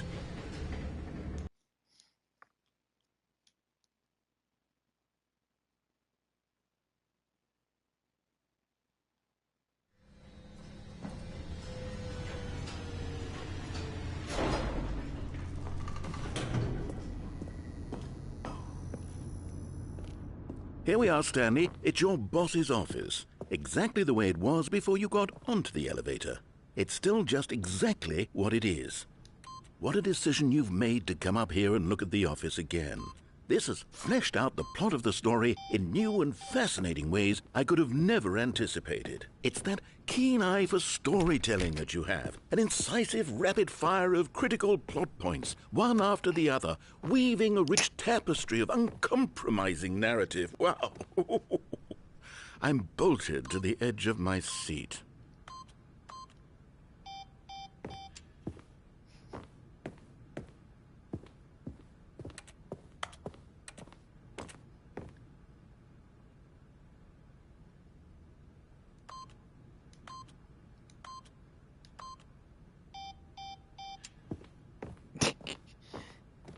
Siento que eso puede haber. Siento que puede haber algo más ahí. Pero si no conozco un código algo. Incredible. Yeah. Now he's getting back into the elevator and going down again. Ladies and gentlemen, how does he keep coming up with all of this?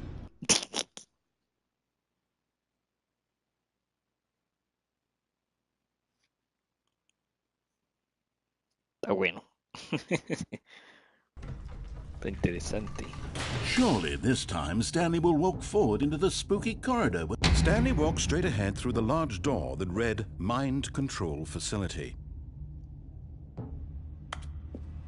Esto se ve más apetecible. Although this passageway had the word escape written on it, the truth was that at the end of this hall, Stanley would meet his violent death.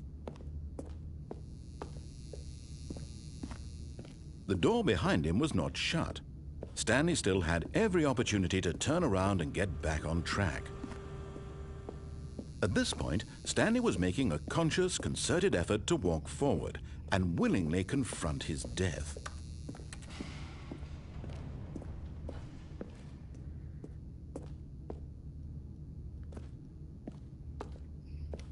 Whoa.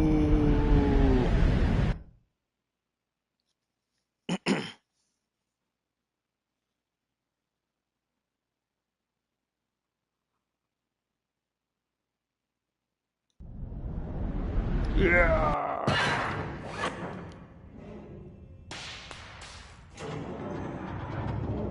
As the machine whirred into motion and Stanley was inched closer and closer to his demise, he reflected that his life had been of no consequence whatsoever.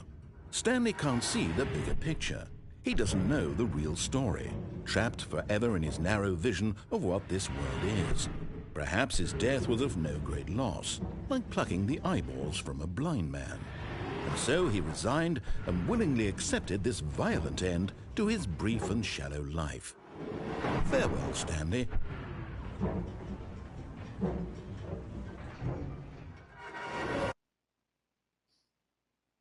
Farewell, Stanley, cried the narrator, as Stanley was led helplessly into the enormous metal jaws. In a single visceral instant, Stanley was obliterated as the machine crushed every bone in his body, killing him instantly.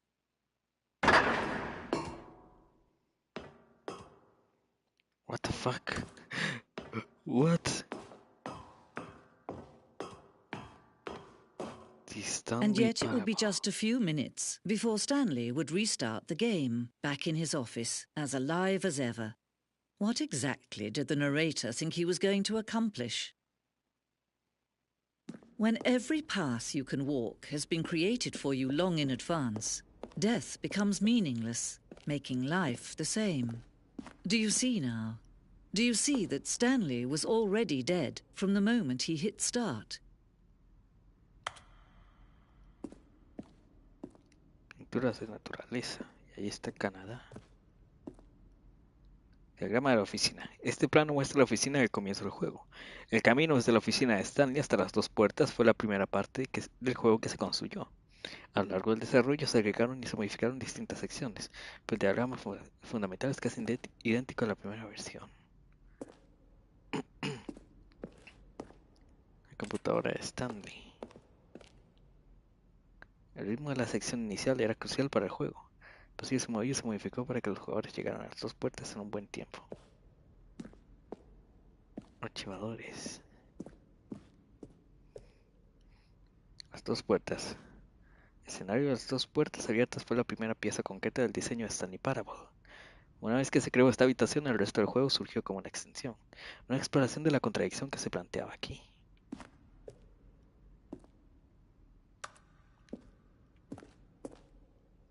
La oficina.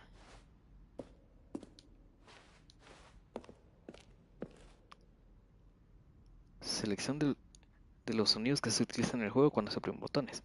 En cada uno de ellos se combina un tono sintetizado con el sonido que se produce al presionar un teclado.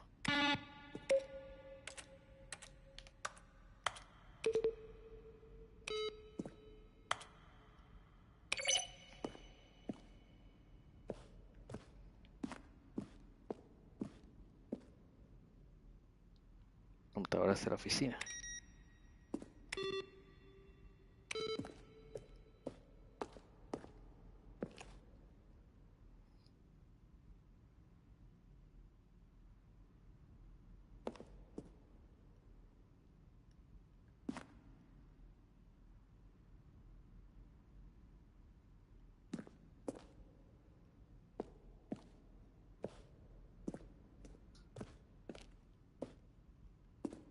La oficina.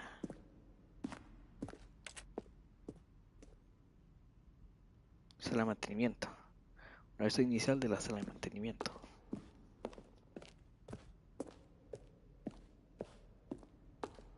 ¿Esto qué? Estoy confundido nuevamente. Imágenes del desarrollo de la oficina del jefe. Reloj de la oficina.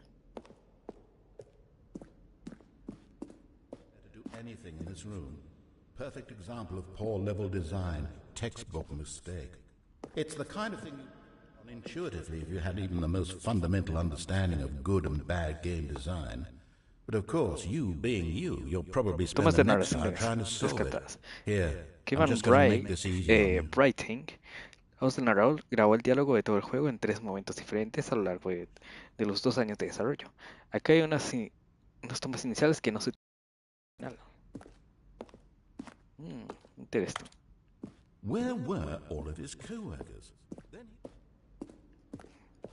Interesting.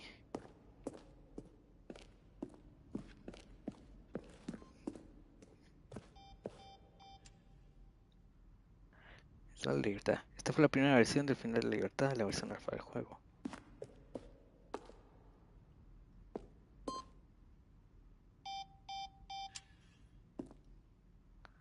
Sirve la cuenta regresiva. Los escritores de una versión inicial del final de la cuenta regresiva.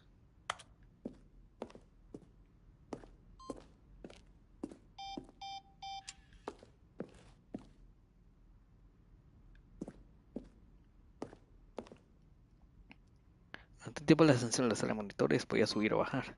Arriba está la libertad y abajo la cuenta regresiva. Abandonamos la idea de por qué a los jugadores les costaba recordar qué había hacia arriba y qué había hacia abajo. Y en cambio pusimos los dos finales juntos.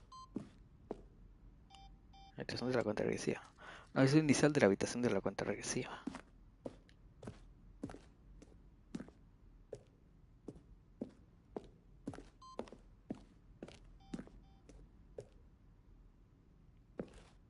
Final del menú. Durante mucho tiempo tuvimos un final que solo terminaba. A jugar iniciaba desde el menú de escape. Por desgracia, muy pocas personas se dieron cuenta de que esto era lo que había que hacer, lo cual fue frustrante para todo el mundo. Esta captura se muestra una versión inicial del final conocido como final C, que luego se descartó y se combinó con otra parte del juego. Como el final C. El final C tuvo muchas interacciones. Esta sala se diferencia entre la 4 versión. Ok. Acá está el final C. Estas son cosas que quizás no debería estar viendo ahora que lo pienso. Están spoileando los finales.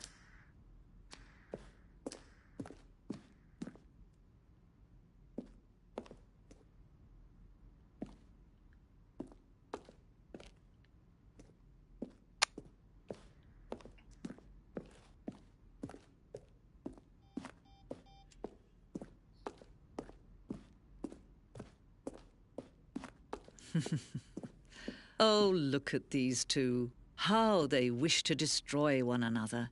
How they wish to control one another. How they both wish to be free.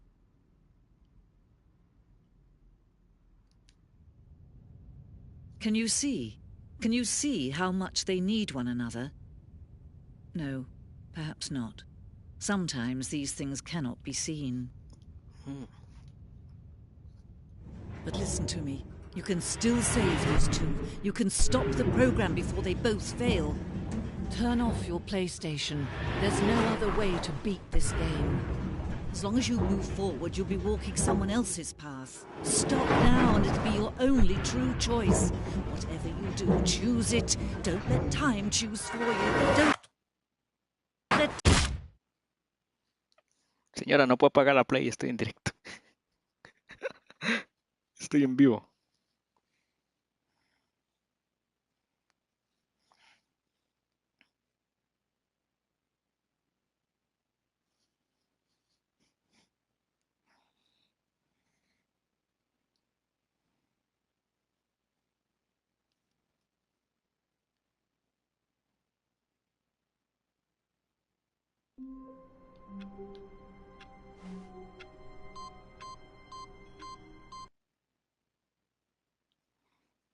Vale, quería ver qué era esto. ¿Qué pasaba cuando hacía todo eso? Y que voy a apretar todos.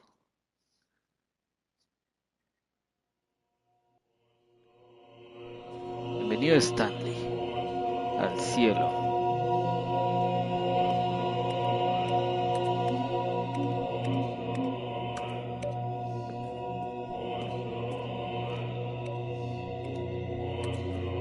What the fuck? What the fuck?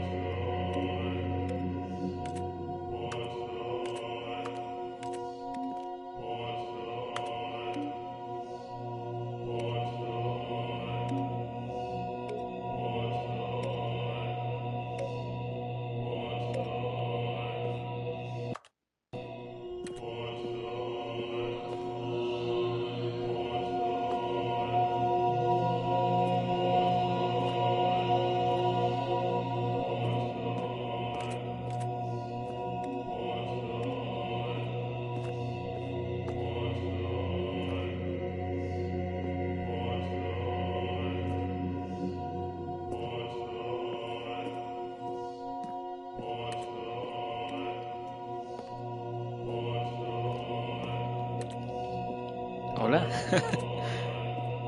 Esto es más raro si cabe.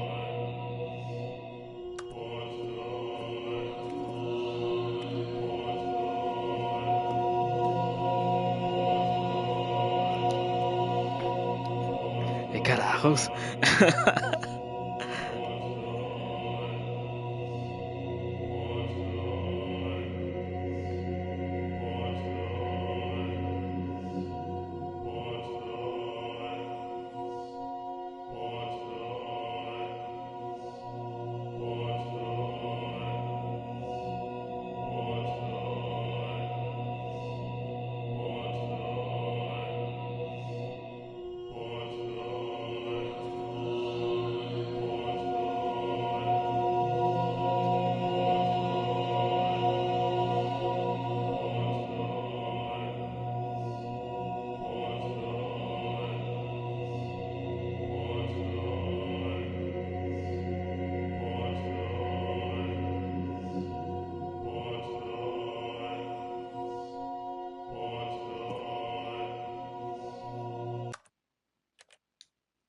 Empezar de cero, a ver qué. Ok, estoy muy confundido ahora. Cada vez más confundido.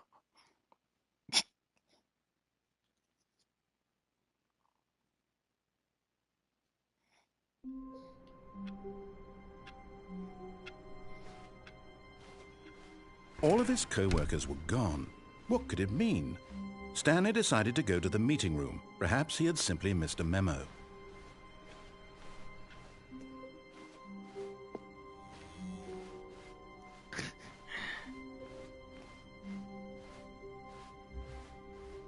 Esto es diferente. ¿Qué?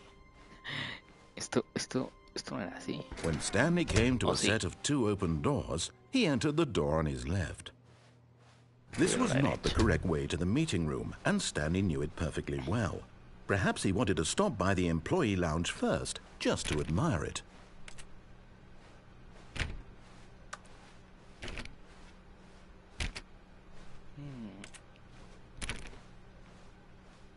Standing now in this incredible room, Stanley for the first time understood true happiness.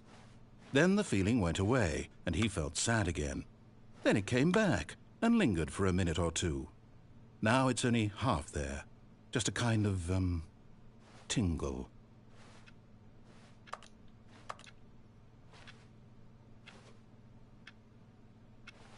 Yes, really worth it being here in the room. But eager to get back to business, Stanley took the first open door on his left.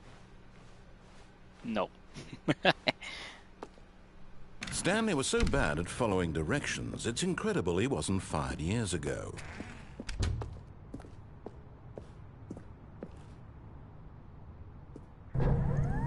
Look, Stanley, I think that in his eagerness to prove that he is in control of the story and no one gets to tell him what to do, Stanley leapt from the platform and plunged to his death. Good job, Stanley. Everyone thinks you are very powerful. Quería para ver si eso se podía. Parece que sí. Me suicidé. Así te puedes salir del trabajo, ¿no? No, no lo hagan, gente. Por Dios, no.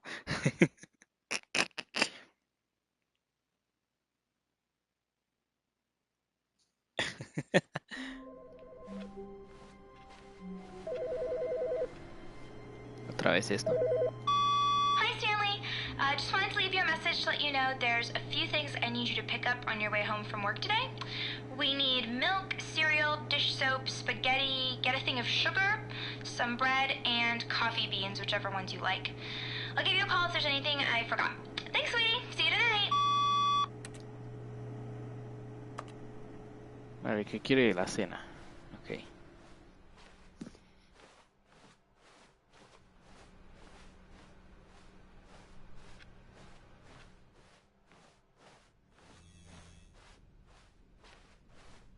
When Stanley came to a set of 2 open doors, this was not the correct way to the meeting room, and Stanley knew it perfectly well.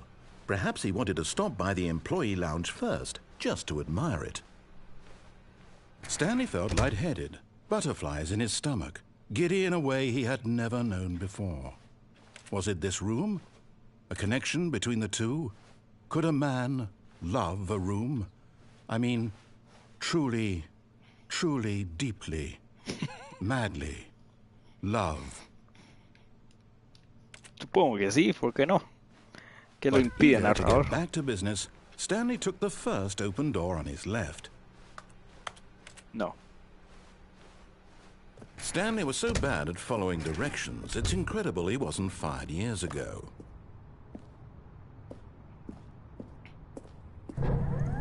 Look, Stanley, I think perhaps we've gotten off on the wrong foot here. I'm not your enemy, really, I'm not. I realize that investing your trust in someone else can be difficult, but the fact is that the story has been about nothing but you all this time. There's someone you've been neglecting, Stanley. Someone... What? Really? I was in the middle of something. Do you have zero consideration for others? Are you that convinced that I want something bad to happen to you? Why, I don't know how to convince you of this, but I really do want to help you, to show you something beautiful. Look, let me prove it. Let me prove that I'm on your side. Give me a chance. Vamos a ver, ¿qué hay por aquí? Peligro. Peligro en todas partes.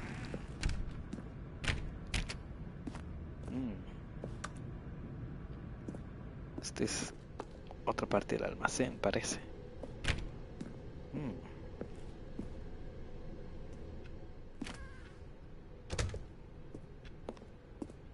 Now listen carefully, this is important. Stanley walked through the red door. Stanley fue por la puerta roja. No, voy por la puerta azul. Perhaps you misunderstood. Stanley walked through the red door. Ok, la azul, entendido. I still don't think we're communicating properly. Stanley walked through the red door. All right, fine, go ahead, Stanley. You want to know so badly what's out there? You want to find out what lies at the end of this road you've chosen? Well, don't let me stop you. Okay. There's nothing here. I haven't even finished building this section of the map because you were never supposed to be here in the first place. Broken rooms, exposed developer textures. Is this what you had wanted? Was it worth ruining the entire story I had written out specifically for you? Do you not think I put a lot of time into that? Because I did. And in the end, it was all for nothing. Because this is what you wanted to see. Help me here, Stanley. Help elucidate these strange and unknowable desires of yours. What would have made this game better? What did you want to see? Vehicles? Skill trees? Work with me. You've given me absolutely nothing so far. Tell you what. Let me take a stab in the dark at a new design, and you can give me some feedback. There we go. A third option. This already feels leaps ahead of where we were before. Go ahead, Stanley. Take it for a spin.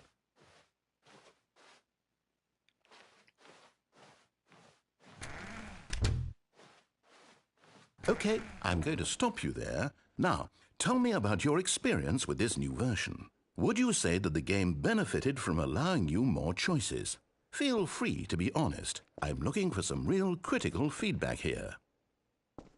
Oh, of course. A 3. Really? Maybe next time we can get you to form an actual opinion, you know? Any level of critical thinking or engagement with your surroundings? Does that sound good? Think we can do that? Yes? Wonderful. Here, based on the data from your previous playthrough, I've compiled a new version. And to be perfectly candid, I think I've knocked it out of the park with this one. Let's take a look. Stanley Parable, Worldwide Leaderboard.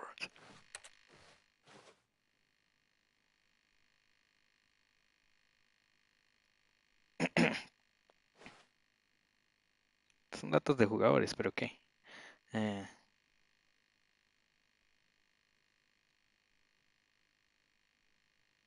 Dice que son los...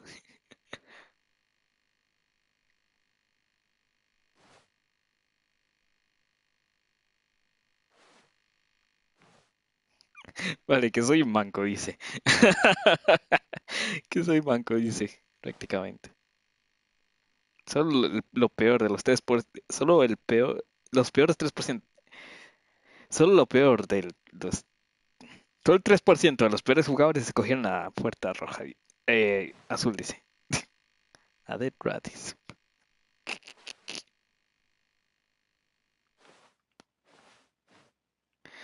Dale, vamos por esto, entonces. Now, would you say that competitive leaderboard helped you feel motivated to keep walking through doors? Again, honest answers, please. No. Hey, I nearly forgot. I've got a prototype of a new game I've been working on, and now would be a lovely opportunity to give it some playtesting. You wouldn't mind taking a look at it, would you? Perfect. Let me boot it up. A ver, me vas a poner a jugar Doom, dime que sí. ¿Te imaginas? In this game, the baby crawls left towards danger. You click the button to move him back to the right, and if he reaches the fire, you fail. It's a very meaningful game, all about the desperation and tedium of endlessly confronting the demands of family life. I think the art world will really take notice. But of course, the message of the game only becomes clear once you've been playing it for about 4 hours. So why don't you give it 4 hours of play to make sure it's effective? Be sure to keep notes on your experience.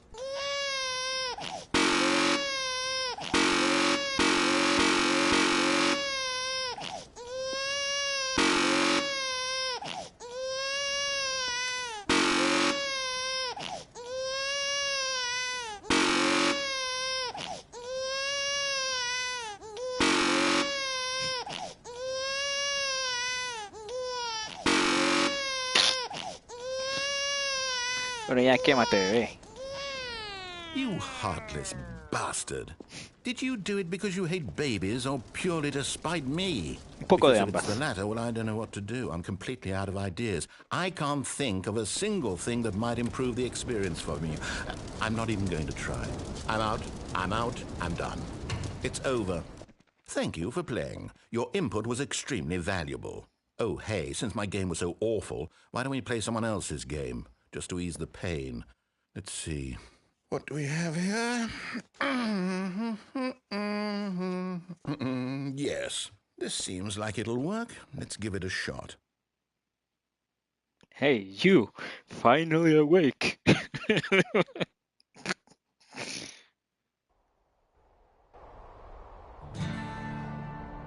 Aha! Fascinating.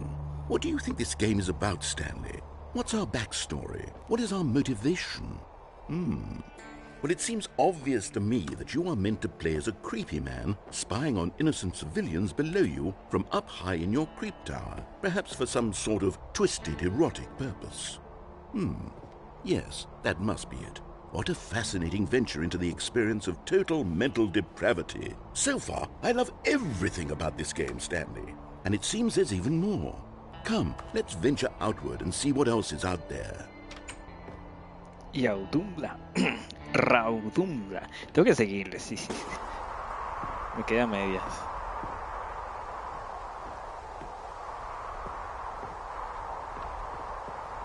Raudumbla, el furro guerrero. Oh no. No, it can't be. Uy, los FPS se van a la verga. It is. It's an open world game. Good God, quickly block it off. Oh, thank goodness, Stanley. What a close call. You nearly wandered off into that thing. That big, open, just wandering around. No right or wrong directions. No path to follow. You can just go in any... Oh, thank heavens we avoided it. We're out of the woods now, Stanley. Okay, I'm going to get us out of here. Let's find another game. Preferably something with walls. Something with nice, big, insurmountable walls. Espera, por aquí puedo pasar. Ah, no. Okay, I think this will be just the thing. A ver, ¿qué más? ¿Qué más? ¿Qué más tienes para mí, narrador? Sorpréndeme. Wonderful. See, this is exactly what I had in mind. It's the Just Rocket a League. nice big box for you to run around in. There isn't any possibility that the you could Rocket get League, lost what the here. fuck? Now this is game design. Stanley, if you manage to get lost in this game, I will be phenomenally impressed. Oye, pueden hacer esto. Pueden hacer esto. Okay, so what exactly do we do here? Let's see. There are lots of cars here in the back, but obviously there's no racetrack. Okay, I'm seeing that there's a ball of some kind back here. Is this game sports ball? Stanley, I think it's sports ball. Oh, what fun. We shall run the bases and do a touchdown together. Yes, I think surely we must. Okay, Stanley, here's the ball. Have fun.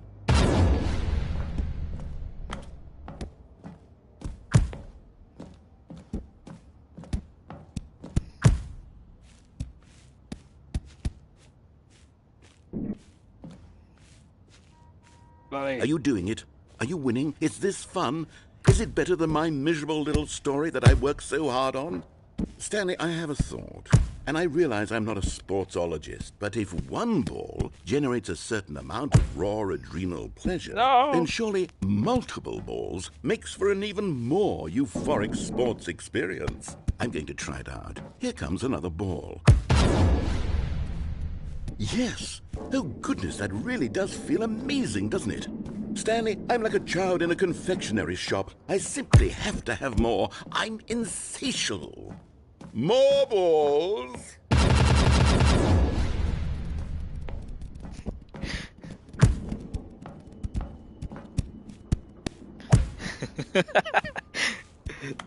A ver, yo venía a jugar un juego Are you enjoying lineal. this, Stanley? Are you having fun?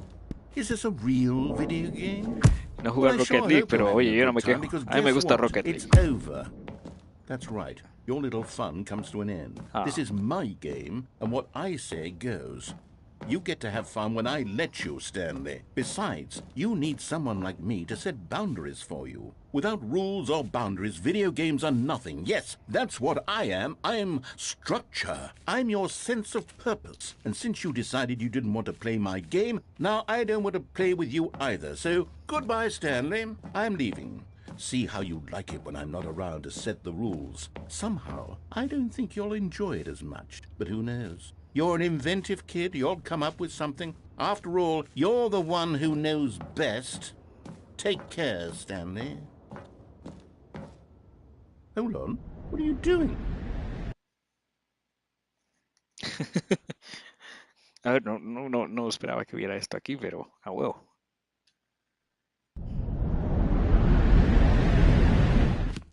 Stanley, don't do that. I can't follow you there. I can't help you. How will you write a story without me? You can't do it. You know that. Stanley, come back. Ah!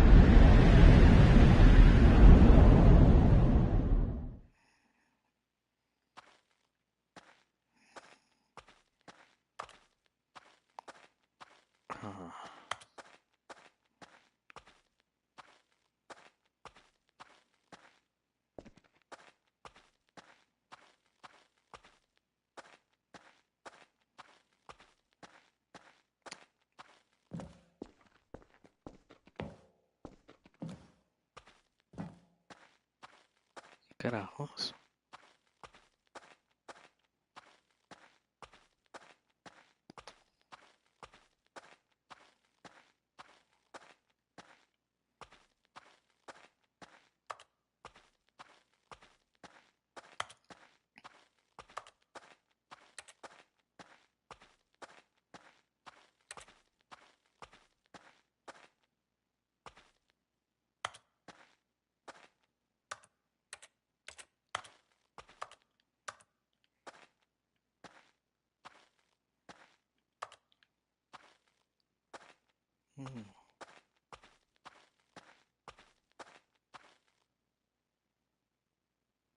I wonder what he found.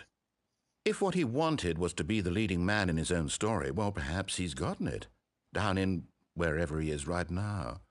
I wonder if he's happy with his choice, and if he's learned the heavy cost that comes with it.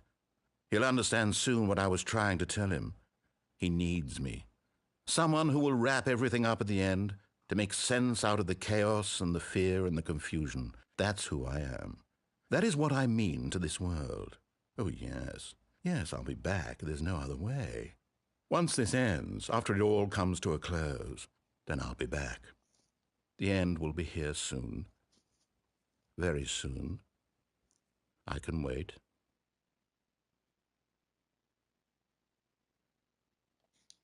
Oh. The end is never the end, is never the end, is never the end, it never is. It's never this loading. Nif. Estoy cada vez más confundido. Pero creo que empieza a atar cabos.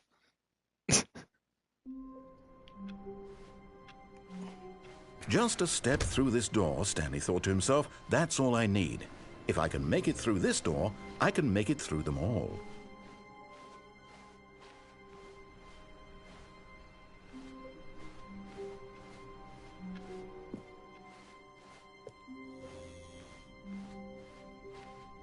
When Stanley came to a set of 2 open doors, he entered the door on his left. This was not the correct way to the meeting room, and Stanley knew it perfectly well. Perhaps he wanted to stop by the employee lounge first, just to admire it. The lounge was grand, majestic, perhaps too majestic, like a combination of a much smaller version and a much larger version of this exact room. It all made Stanley uncomfortable, and he started to bleed a little. This made him smile.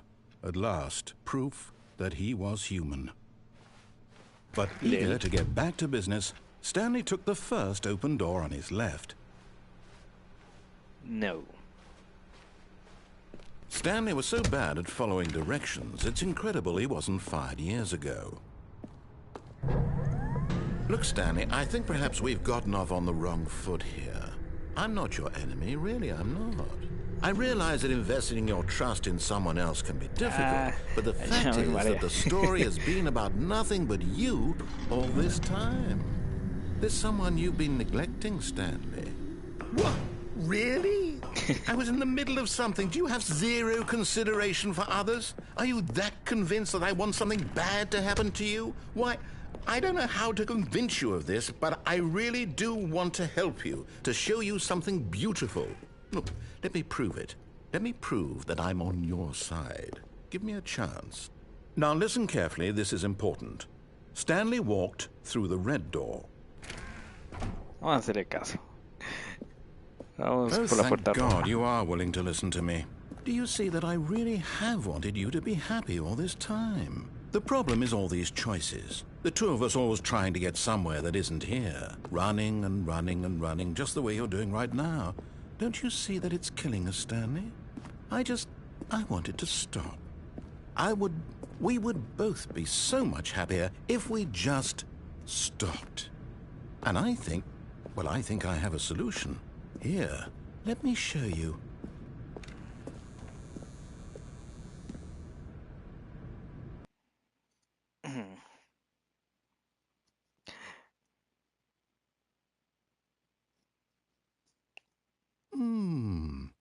What do we want? What are we looking for? Here. Yes. Oh, it's beautiful, isn't it? If we just stay right here, right in this moment with this place, Stanley, I think I feel happy. I actually feel happy. What the fuck?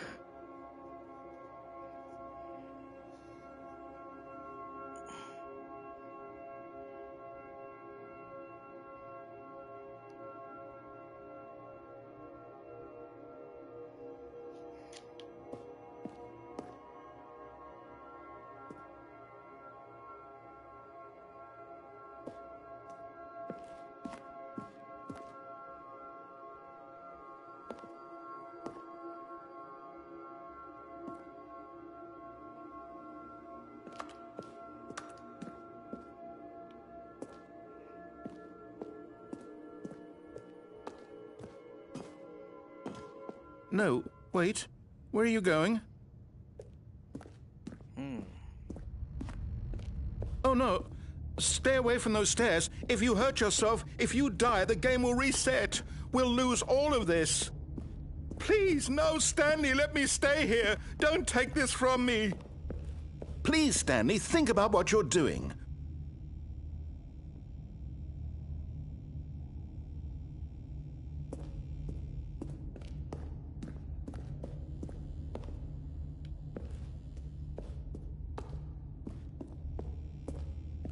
Whoa! Oh, thank God.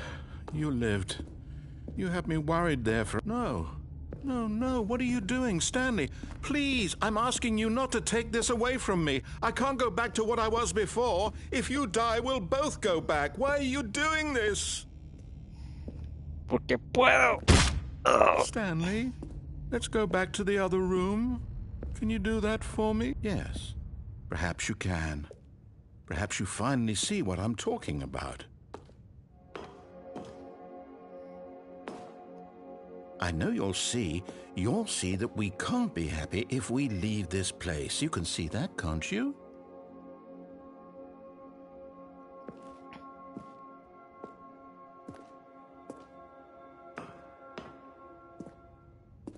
No, perhaps not.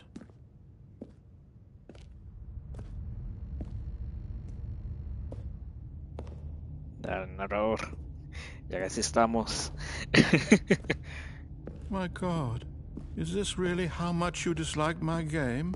That you'll throw yourself from this platform over and over to be rid of it? You are literally willing to kill yourself to keep me from being happy. Am I reading the situation correctly? Or maybe you're just getting a kick out of it. I don't know anymore. I just wanted us to get along. But I guess that was too much to ask. It looks like you wanted to make a choice after all. Well, this one is yours.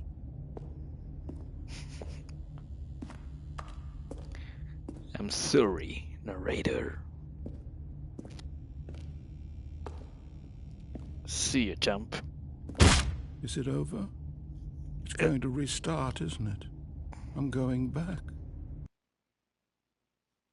The end is never the end, it's never the end, it's never the end, it's never the end, it's loading. Never the end.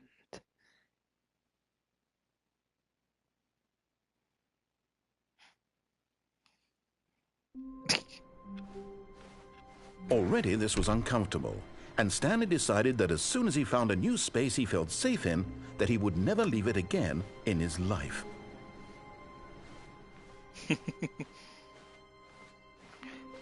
Si sabes cuál es ese lugar para mí, narrador. ¿Sabes cuál es? When Stanley came to a set of 2 open doors, he entered the door on his left. This was not the correct way to the meeting room, and Stanley knew it perfectly well. Perhaps he wanted to stop by the employee lounge first, just to admire it. And here it was, the lounge. What a room, Stanley thought to himself. What a room, what a room, what a room. This is what Stanley thought. What a room. What a room, what a room. What a room. Va-va-voom. What a room.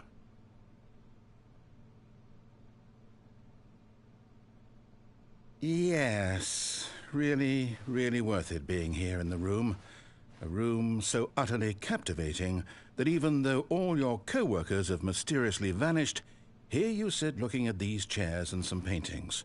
Really, but eager to get back to business, Stanley took the first open door on his left. Stanley was so bad at following directions, it's incredible he wasn't fired years ago. Look, Stanley, I think perhaps we've gotten off on the wrong foot here. I'm not your enemy, really, I'm not. I realize that investing your trust in someone else can be difficult, but the fact is that the story has been about nothing but you all this time. There's someone you've been neglecting, Stanley. Someone you've forgotten about. Please, stop trying to make every decision by yourself. Now, I'm not asking for me, I'm asking for her. This is it, Stanley. Your chance to redeem yourself. To put your work aside. To let her back into your life. She's been waiting. Esto es lo que ya hice, ¿no?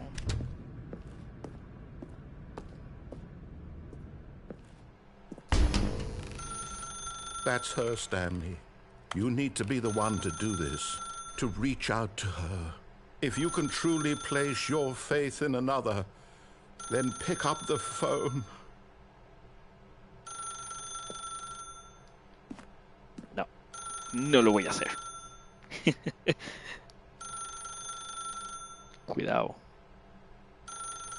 No lo haré.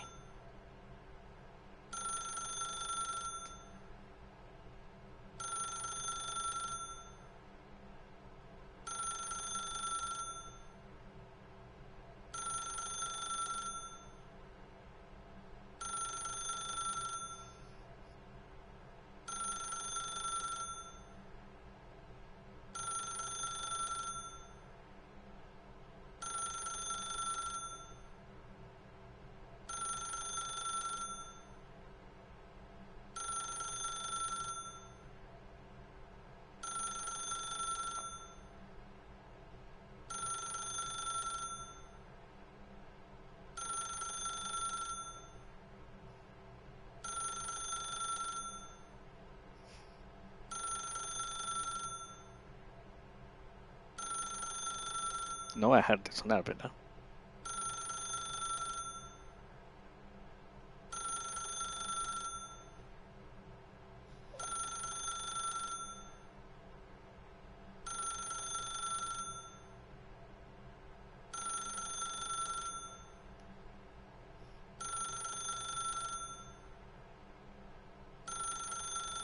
Vale, no va.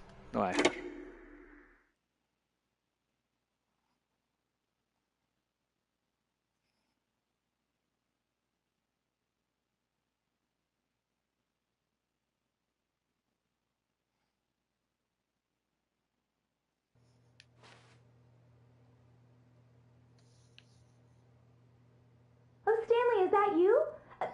sweetie. Sorry to keep you waiting. I'm just pulling the bread out of the oven. All right. Okay, there we go. All right, now, I want you to come in and tell me all about your day. Gotcha. Oh, come on. Did you actually think you had a loving wife who'd want to commit their life to you? I'm trying to make a point here, Stanley. I'm trying to get you to see something. Come inside. Let me show you what's really going on here. Sorry, but you're in my story now.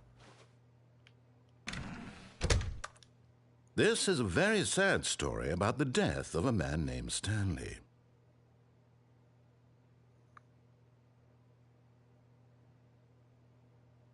Stanley is quite a boring fellow.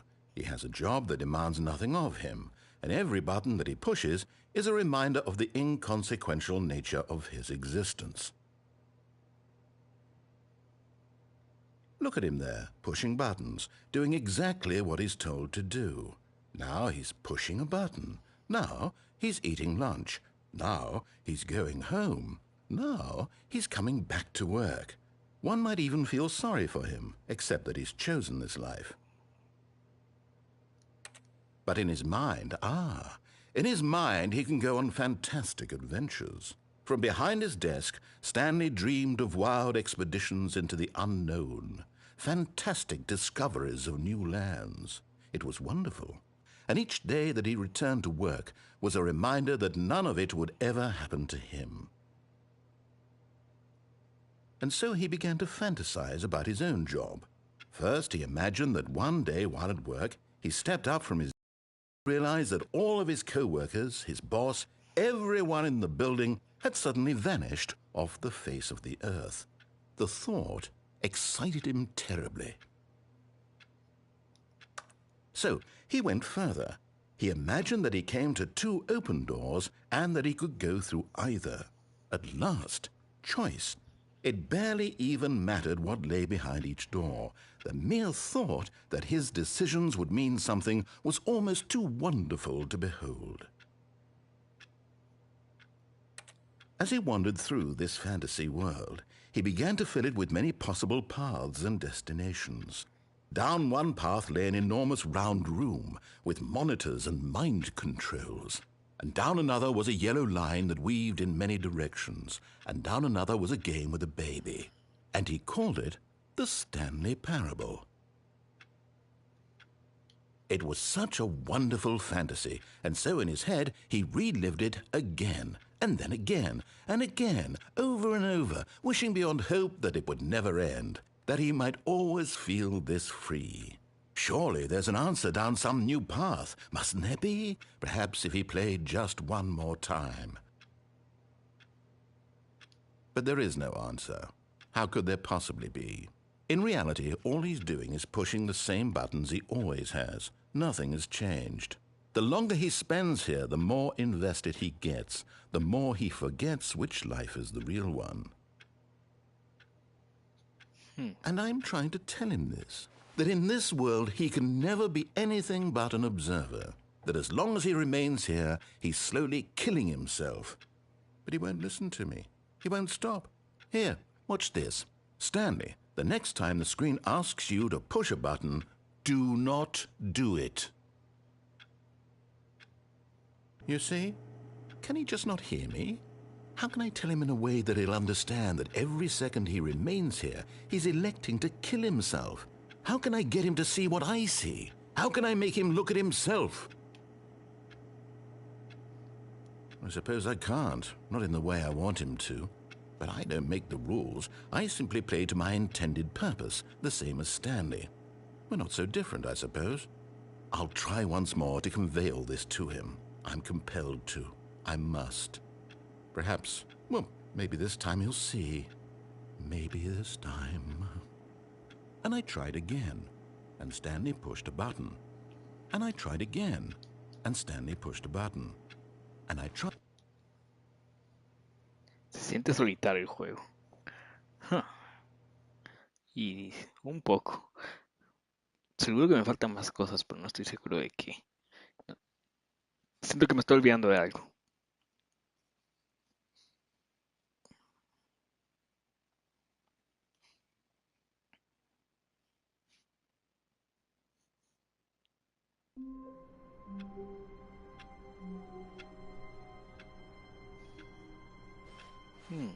All of his co-workers were gone. What could it mean? Stanley decided to go to the meeting room. Perhaps he had simply missed a memo.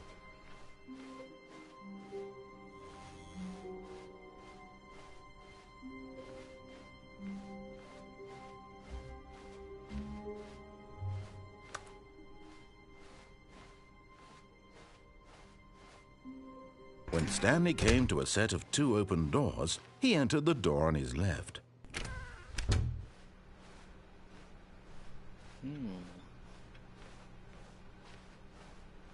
Yet there was not a single person here either. Feeling a wave of disbelief, Stanley decided to go up to his boss's office. Coming to a staircase, Stanley walked upstairs to his boss's office. No, espera, esto no. Esto es para el bucle.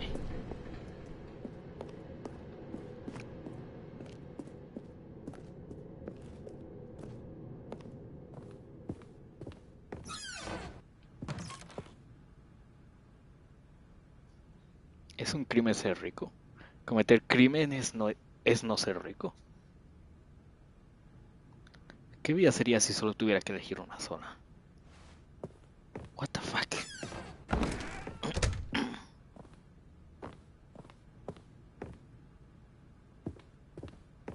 The moment he entered his manager's office, Stanley froze in his tracks. Not a living soul anywhere. Could he really be all alone? This was too much for Stanley to take. Too much for any man to take. He fell to his knees, bursting into half moans, half sobs, the guttural retching of life from a man denied any hope, any reason to keep going. Here on the floor, he lay prone, paralyzed by fear for nearly a full hour. But when at last he began to move about and survey the situation, he found a keypad behind the boss's desk. What could it mean? Was it a sign of hope for Stanley's future? Alas, it was not. For although this keypad guarded the terrible secret of Stanley's past, it had been assigned a 4-digit code so devious and so random that no man could ever hope to guess it. 2845. Statistically, nearly impossible to guess blindly, ever. Yet incredibly, by simply pushing random buttons on the keypad, Stanley happened to input the correct code by sheer luck. Amazing. He stepped into the newly opened passageway.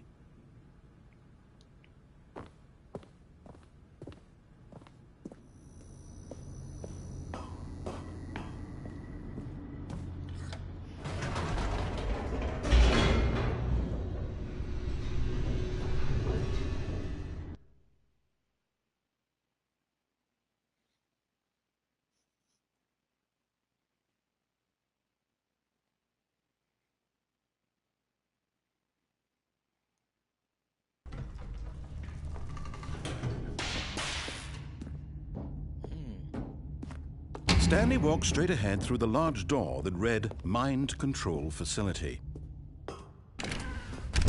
Para si le doy el botón de sí. Si lo apago todo. The lights rose on an enormous room packed with television screens. What horrible secret did this place hold? Stanley thought to himself. Did he have the strength to find out?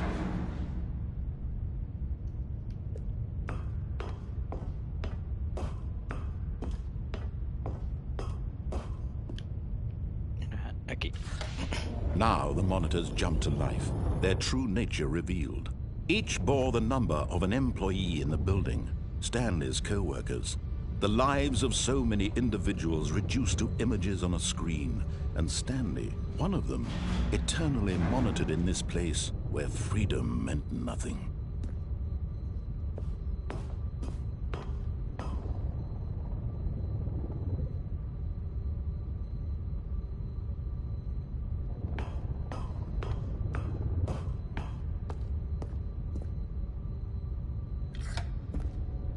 This mind control facility, it was too horrible to believe. It couldn't be true. Had Stanley really been under someone's control all this time? Was this the only reason he was happy with his boring job? That his emotions had been manipulated to accept it blindly? No.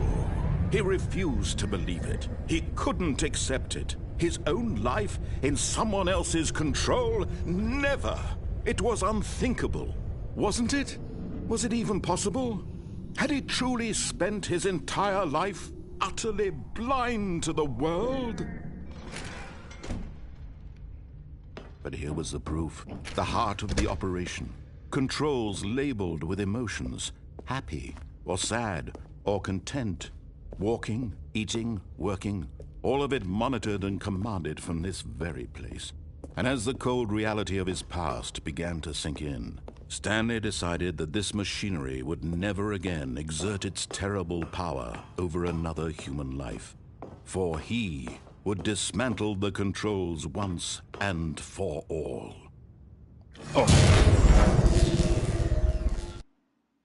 Llegó a la Matrix. Parece.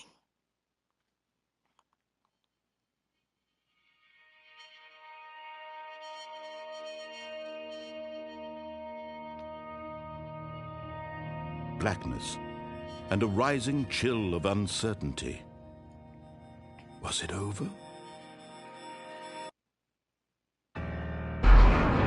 Yes! He had won!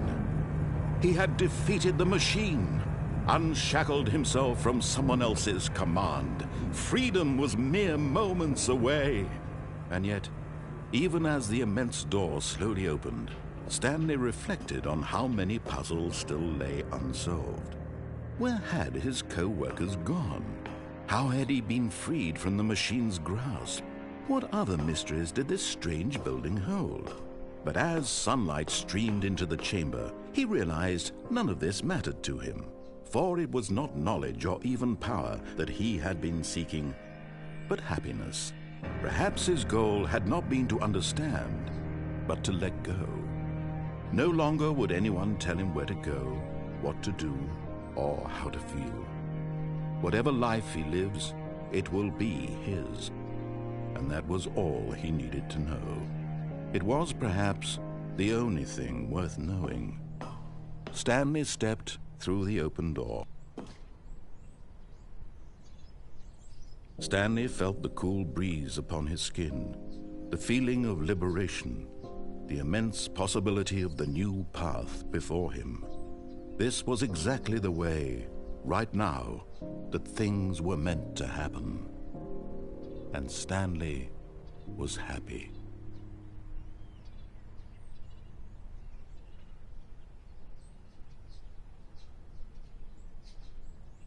Ganaste un trofeo. Beat the game. Ganaste un trofeo. Get your first trophy.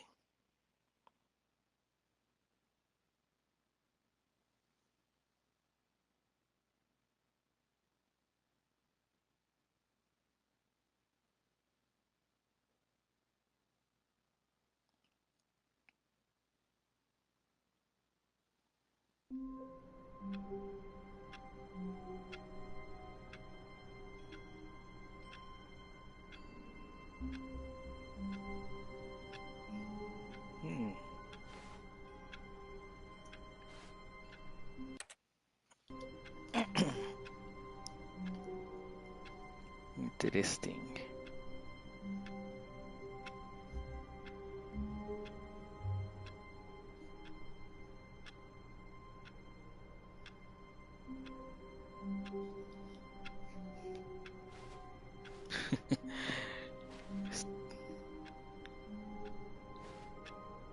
Qué curioso, muy curioso todo esto.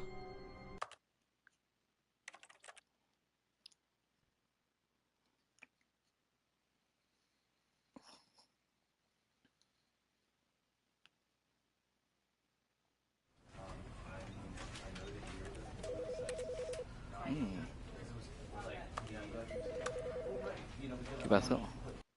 Quería ver si algo cambió en el menú, pero parece que no.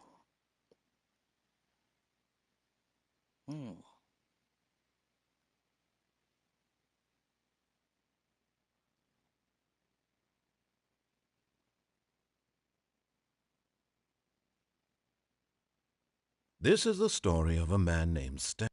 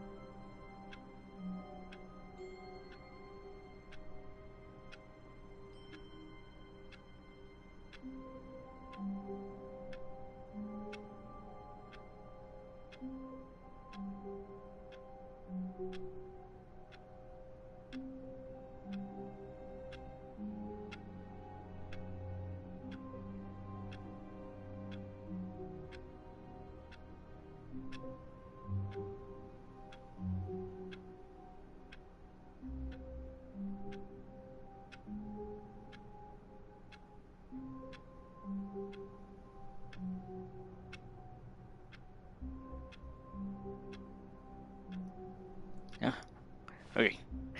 Pero... All of his co-workers were gone. What could it mean? Stanley decided to go to the meeting room. Perhaps he had simply missed a memo.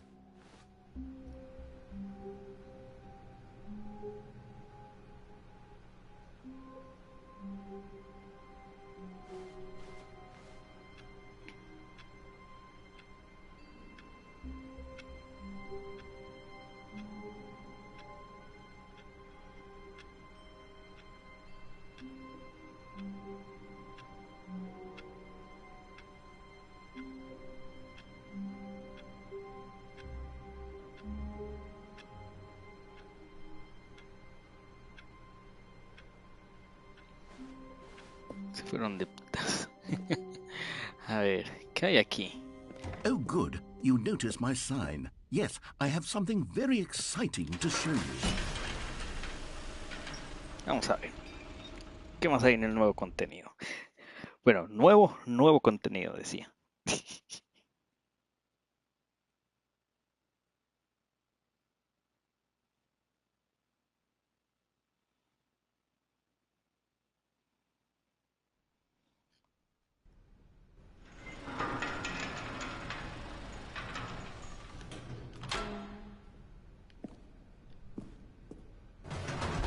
Muy bien.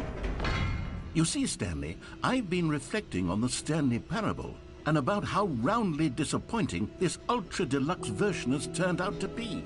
The original Stanley Parable was a landmark, and any new content for it should live up to that legacy. So forget this ultra-deluxe nonsense. I say we take it one step even further. Which is why I'm very proud to announce for the first time ever, the Stanley Parable 2. A la verga. Yes, you see, isn't this far superior to a measly port with a few minor additions? Think of all the new territory we'll cover with a fully fledged sequel. An entirely new experience, built from the ground up. Why, there are so many possibilities. It could go in so many different directions. This is what fans have truly been asking for. Stanley Parable 2. Calling it the Stanley Parable 2 is just so much catchier than Ultra Deluxe, don't you think? Ultra Deluxe? What does it even mean? But the Stanley Parable 2, now that's an artistic statement right there. It's future-oriented. It screams progress and innovation and long-term franchising potential.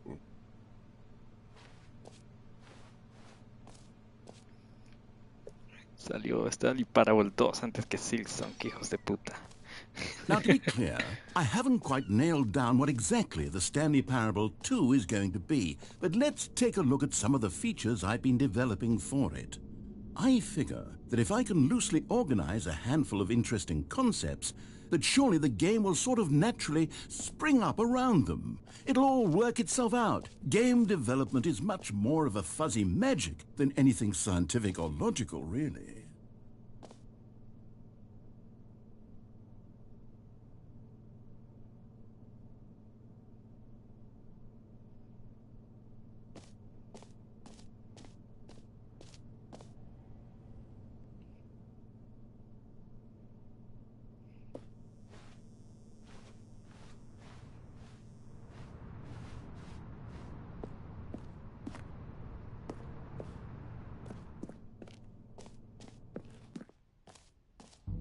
Here we are. Go on, try out some of the new features.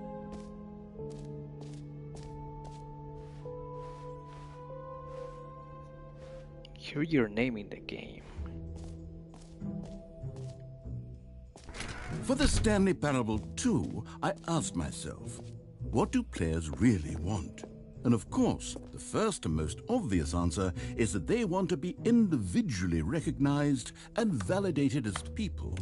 So with that in mind, my first addition to the game is this button which speaks the name of the person playing the game. Isn't that wonderful? Jim. Sorry, I should have clarified. Right now, the button only says the name Jim. But of course, in the final game, this button will say your name, whatever name that is.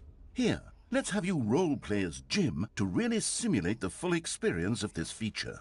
Just play along. I promise you'll love it. Okay, here we go. Let's take a deep breath, clear your mind, forget whoever you are, and simply become a person named Jim. I want you to imagine yourself living as Jim, sleeping and waking as Jim, falling in love and being heartbroken as Jim, seizing all of the world's possibilities as Jim, and as Jim watching your dreams crumble into dust. Do you feel it deeply?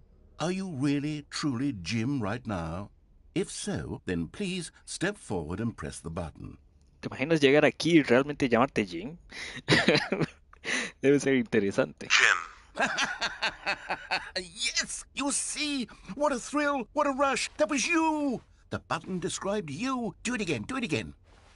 Jim. Oh, it hits even harder the second time. If this were the only new feature in the Stanley Parable 2, it would still be worth the money. Let's take a break from the Jim button. I'm too emotionally drained from all of this personal validation.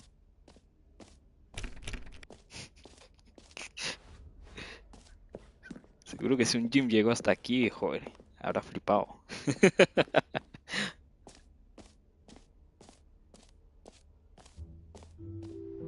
I suppose I could allow only people named Jim to play the Stanley Parable 2. That would actually save me the work of finishing this feature.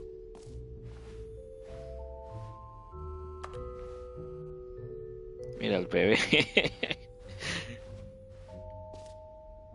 Círculo del salto, agujero infinito. Botón que dice el nombre de la persona que es. Free New Plus Easy Trophy. A ver, un trofeo. Se llama un trofeo. It just works.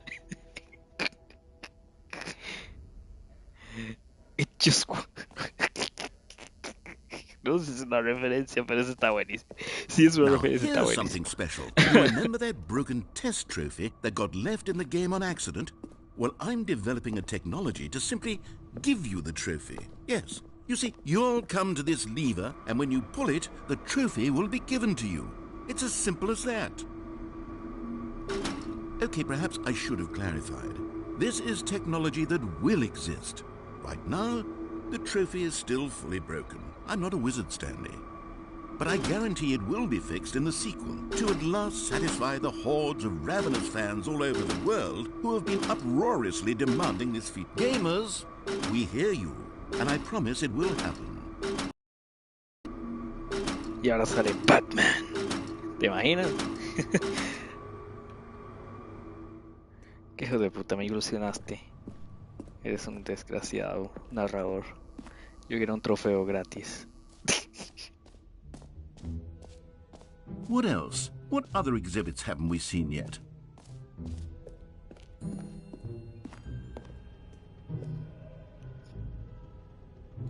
Collect them all. Ah, collectibles. Now it's a real video game. In the Stanley Parable 2, you'll run around gathering up these miniature Stanley figurines. And what's truly innovative is that there will be no reward for collecting all of them. I don't want to stifle the intrinsic joy of watching a number go up. You simply collect all of them, and then you move the hell on with your unremarkable life.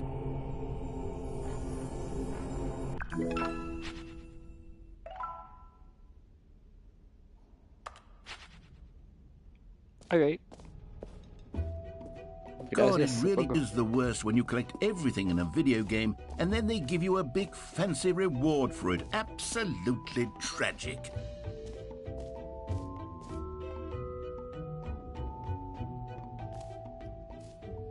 ¿Qué más? Círculo del salto. ¿Dónde está eso?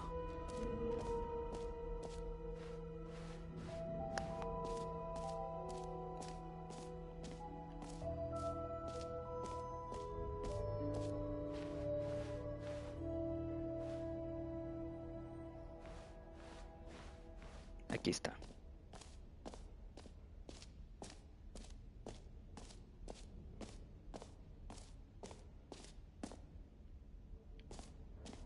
Okay, I'll be honest, I haven't yet decided on this one. I think that in the new version, the office could use a bit of decoration, like balloons. But I'm undecided on Get Well Someday and Happy 12th Birthday. Which would you go with?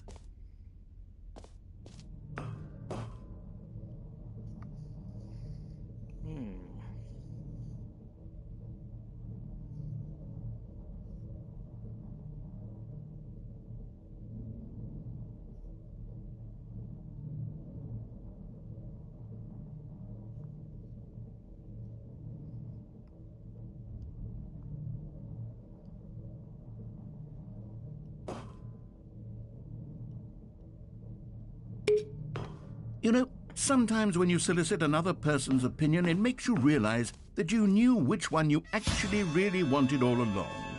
Get Well Someday it is. Eres un hijo de puta. Bueno, me voy. ¿Ah? Or actually, maybe I should have gone with... No. No, I've made my decision. We're moving on.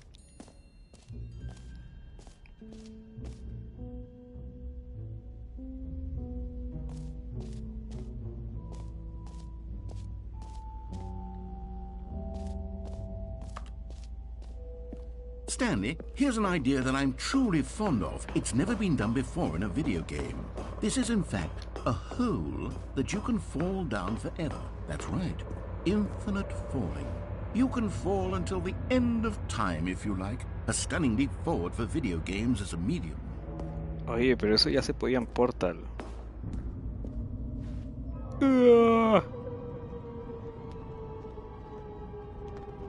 You see, isn't it wonderful? One of my more ingenious concoctions, if I do say so. Now then, since you've gotten to see the infinite hole, you can press the teleport button to pop back up to the top, and we can continue onward. Great. Now, I'm very excited to show you even more of my ideas for the sequel. Eso no es lo que quería hacer. Okay, and I guess we're back in the hole now. Did you really need to see it again? I don't know what else there is to say, Stanley. It's an infinite hole. It's exactly what you're doing right now, but forever. There really are so many other fascinating exhibits that I've prepared. Ya sé, I really pero me spent tiré quite por a lot of time on all accidente. this, and I would very much like to show you some more of them. How about we go ahead and press that teleport button again so we can get back to what's really important about... Huh? Oh, goodness. Well, this is rather embarrassing, Stanley. I'll be honest with you. I truly did not believe that anyone would actually stay in the hole long enough to hit the bottom. Yes, I know, I told you the hole was infinite, but come on. Who actually wants to fall forever? The hole was plenty deep. It was more than deep enough, in my opinion. Maybe it's you who likes falling too much. Maybe you're the problem. Look, things got a little heated there. I think we both said some things we didn't mean. Why don't we just put all this behind us and agree to just call the hole mostly infinite? If that works for you, then go ahead and press the teleport button to warp up to the top of the hole and we can move on. I'll just be up here when you're ready.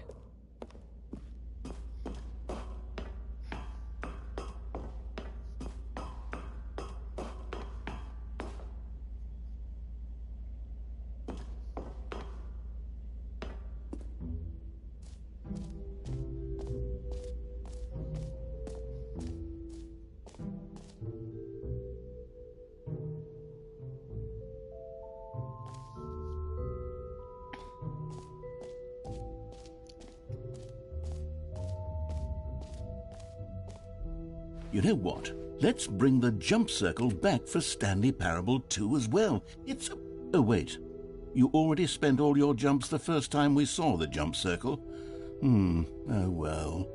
I suppose it can just be a nice decorative piece then. Ah, no me vas a dar más, hijo de tu madre.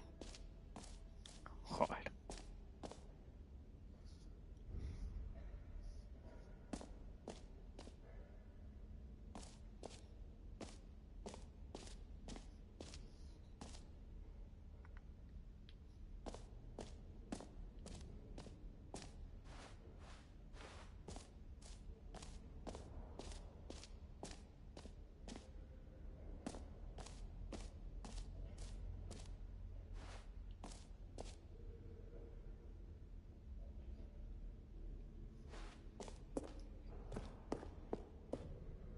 A common complaint of the Stanley Parable was that it was confusing and paradoxical, that it engendered a chaotic sense of reckless despair in those who played it. Well, I am happy to say that after much consideration, I've engineered a clever solution to this fundamental problem with the game. It's the Stanley Parable Reassurance Bucket. You see, Stanley, anytime you're holding the bucket, a sense of calm and ease will fill your mind and your heart. It's true. As long as you hold on to the bucket, the many disorienting contradictions of the Stanley Parable will feel perfectly normal and perhaps even comforting. You may even come to long for the gentle embrace of jarring cognitive dissonance while the bucket is in your arms. And to be honest, it's a much more convenient solution for me than actually redesigning the game to be less uncomfortable. Can you imagine what a pain in the ass that would be? Yes, the bucket is the perfect solution. Come on, give it a try. Can you feel it? The glow of comfort, even in the face of crushing despair, must already be sweeping through your body. And in fact, can I say that I do believe the bucket lends you an air of charisma as well? I think that just holding it has made you the slightest bit more attractive as a person. The benefits of the bucket seem to go on, don't they? All this and more await you in the Stanley Parable 2. Mira, ya con esto yo compro el juego. Ya con saber que puedes cargar un balde en el juego, ya estuvo. Does anyone give out awards for most enjoyable bucket in a video game? That really should be an award if it isn't already. Mira, eso ya con eso es Coti. Creo que ya está, ¿no? Oh, falta algo aquí.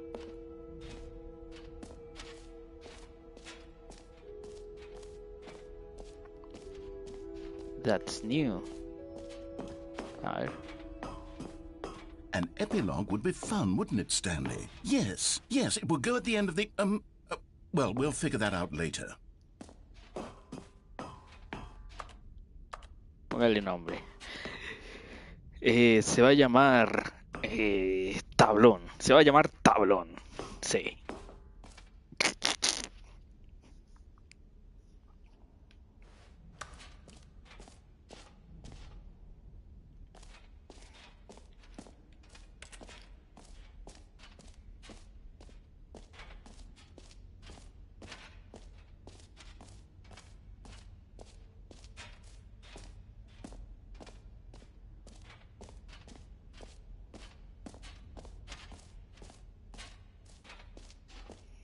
Creo que ya, a ver. Jump Circle, this map, free trophy. The button que dice merch. Settings World Champion. Me falta este. ¿Dónde está eso?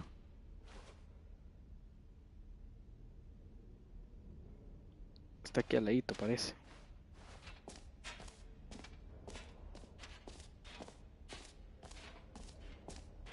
Creo que es esto.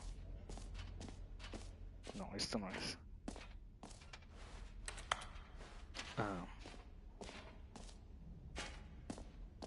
Está el merchandise, a ver. ¿Qué pasa si escaneo eso? ¿Qué pasa si escaneo eso? A ver. Solo por los jajas, a ver.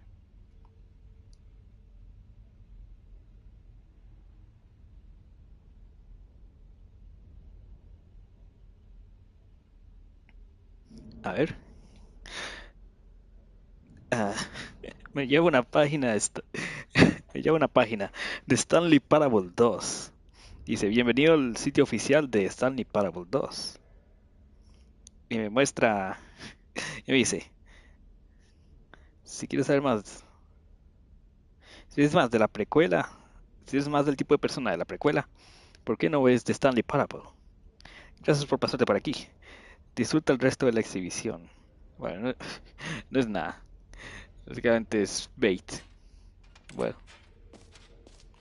Está bien.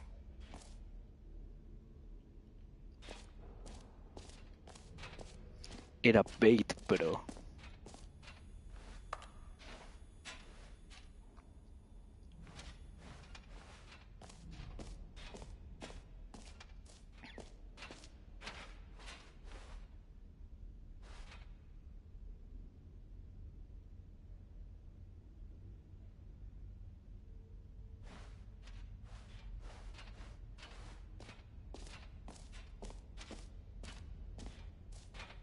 Bueno, yo creo que ya hay todo. Vamos a la salida.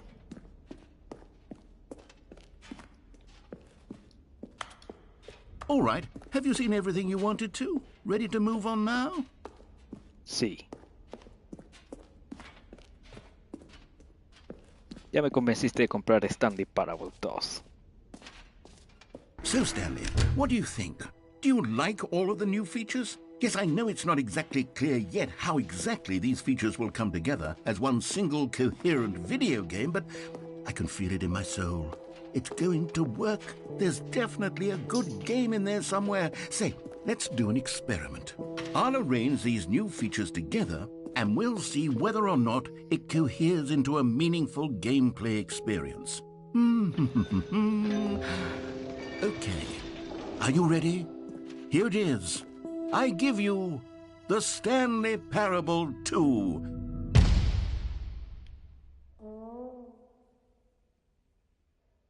I mean, there's potential here, right? It's sort of... Okay, never mind. Hold on. Let me do a different arrangement. Okay, yes, this is much better. I feel good about this. Here we go. Version 2. Who am I kidding, Stanley? This isn't a coherent video game at all. It's a lot of gags. And I do very much enjoy creating gags, but they don't add up to anything. I wanted more than anything to create a sequel that would capture all the magic of the first game. I wanted fans to love it. No matter how good these gags are, they won't stand on their own. They would need the structure and the gameplay of the original. Wait, maybe that's it. I can take the original Stanley Parable and simply, well, insert a few of my new features into it. Tastefully, of course. With respect. With care for the vision and integrity of the original game. Would it possibly work? I suppose it could. But it would need a really, really tremendous title screen. A title screen that says with bold and uncompromising conviction, "This is the Stanley Parable 2. Let me see if I can whip something up. All right, perfect. Go ahead. Take a look.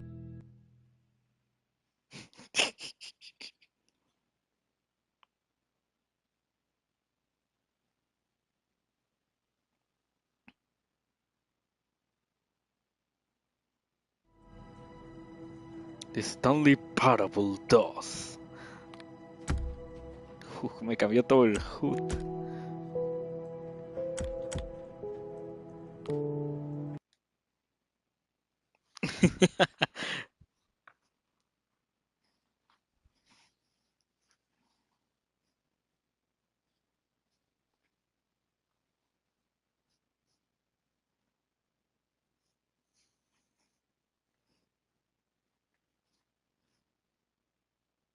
This is the story of a man named Stanley.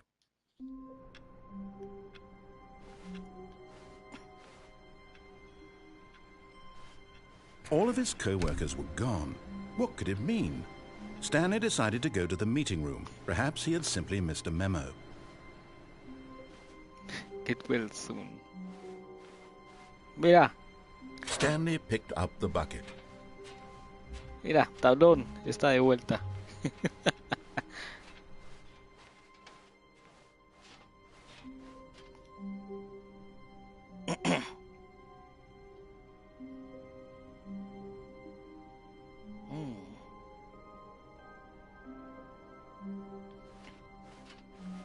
Stanley clutched the bucket tightly to his chest and entered the door on his left. No. This was not the correct way to the meeting room, but Stanley had felt the bucket calling to him, telling him that the employee lounge was simply the place to be. And here it was. Had the bucket turned out to be correct? Was this better than the meeting room? Yes, Stanley thought to himself. Yes, perhaps it truly was. How insightful the bucket turned out to be.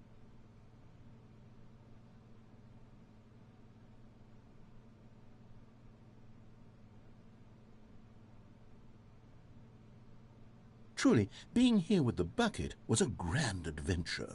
Stanley reflected on all they'd been through together. First, walking through the door on the right. then walking to the lounge, then arriving at the lounge. What a thrilling journey the bucket had inspired.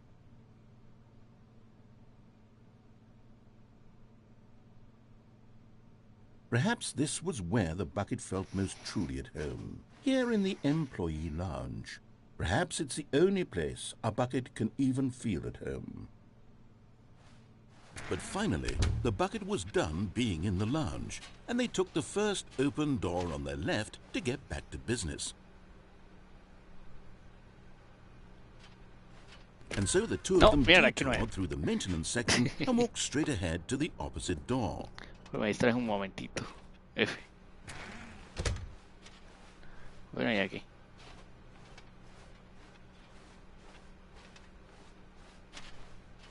Still no one was here. Stanley needed the bucket's warmth and comfort now more than ever. Perhaps his boss's office was where he'd find answers. Oh, Stanley, can you feel it? The broom closet. It wants the bucket. You can feel that, can't you? The aura of jealousy, it's as clear as day. This broom closet believes it deserves the bucket. I can really feel it now. It's a bucket. It belongs in a broom closet. That's what the broom closet... Coming to a staircase, Stanley and the bucket walked upstairs to the boss's office. But Stanley just couldn't do it. He considered the possibility of facing his boss, admitting he had left his post during work hours. He might be fined for that. And in such a competitive economy, why had he taken that risk? All because he believed everyone had vanished? His boss would think he was crazy. And then... A ver, no. No quiero este final. Al menos no ahora.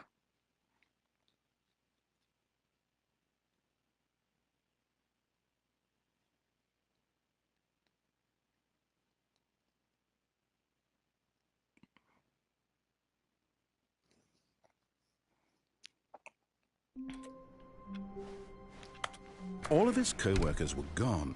What could it mean? Stanley decided to go to the meeting room. Perhaps he had simply missed a memo. Este juego cada vez se pone más raro. Ya no sé si estoy entendiendo. Stanley lifted the bucket into his arms, and a wave of comfort rushed over him. Stanley clutched the bucket tightly to his... This was not the correct way to the meeting room, but Stanley had felt the bucket calling to him, telling him that the employee lounge was simply the place to be. And here it was. Had the bucket turned out to be correct? No, never mind. The bucket was wrong. Stanley took the door on his left to go back to the meeting room. No, said the bucket. Don't go to the meeting room. Go somewhere else. A cargo lift, yes. Go there. Go to the cargo lift. Good, said the bucket. Now ride the lift all the way to the top. There's something up there I need you to do. Stanley did not question why or how this bucket was speaking to him. It should have alarmed him, of course, because buckets can't talk. But Stanley chose not to think about this obvious fact. He was firmly convinced that the bucket had spoken to him, and he unthinkingly did whatever the bucket asked.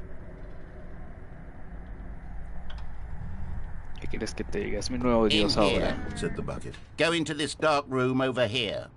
Stanley once again obeyed blindly. Te tengo más confianza a Tablón que a ti.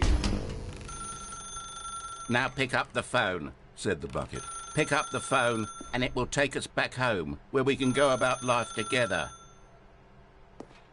¿Este siempre estuvo aquí? Whoa, hold on. Why did you unplug the phone? Oh. Were you trying to resist the bucket's orders? Stanley, I was joking. Obviously, the bucket isn't talking to you and telling you to do things. Buckets can't talk. It was a joke. Don't you get the joke? It's funny, Stanley. A talking bucket. Can't you see?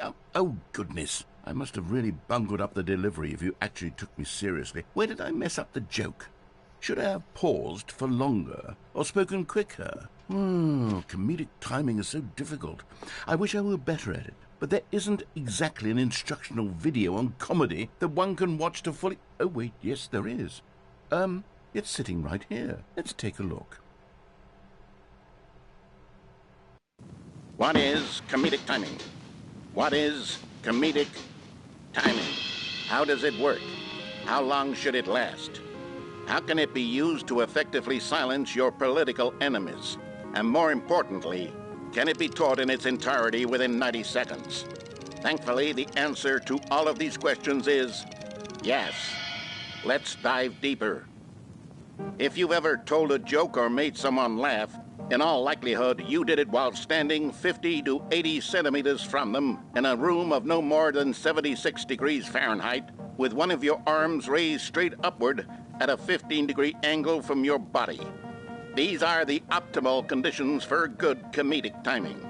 To begin the joke, start by stating and spelling your name.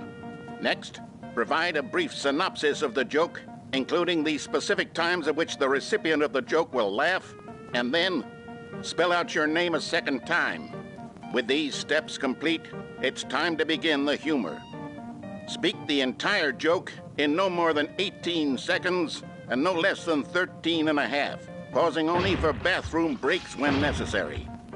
When the joke has concluded, it is customary to inform your listener that the joke is over by declaring in your loudest possible voice, "I'm Dunny with the funny." Let's practice screaming, "I'm Dunny with the funny" now.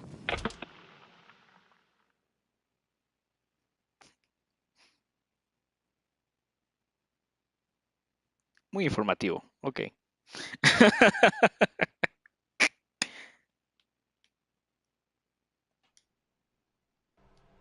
Good. This saying is a perfect example of expectations management, which is the cornerstone of good comedy. Finally, it's time to hand out surveys. Collecting hard data from your audience on how rapt they were throughout the joke is the only way to grow or learn as a comedian. An effective survey should be no less than 10 pages long and should include the same question reprinted several times, just to ensure the survey taker is actually paying attention and not simply filling in answers at random. And that's all there is. With these strategies at your disposal, you'll have audiences doubled over in laughter and even tripled over in laughter in no time at all. Just remember to let them stop laughing at some point, you gut-busting little scamp. After all, we're each of us needed on the front lines of the war to fight the 12-legged invader who threaten our very existence and to very likely die in a hailstorm of bullets and mandibles. All of us must be prepared to give our lives to this noble cause, just as our children must do after us, and their children after them. Godspeed, and may Earth reign supreme. Hey, goodness, this video is a little outdated, isn't it? Well, no matter. I think the fundamentals of proper comedic timing are still as relevant today as they were back then. So with that in mind, I believe the only way forward is for us to return to the two doors and walk through all of this again, so I can try telling my story with more appropriate comedic delivery. Come along, let's head back.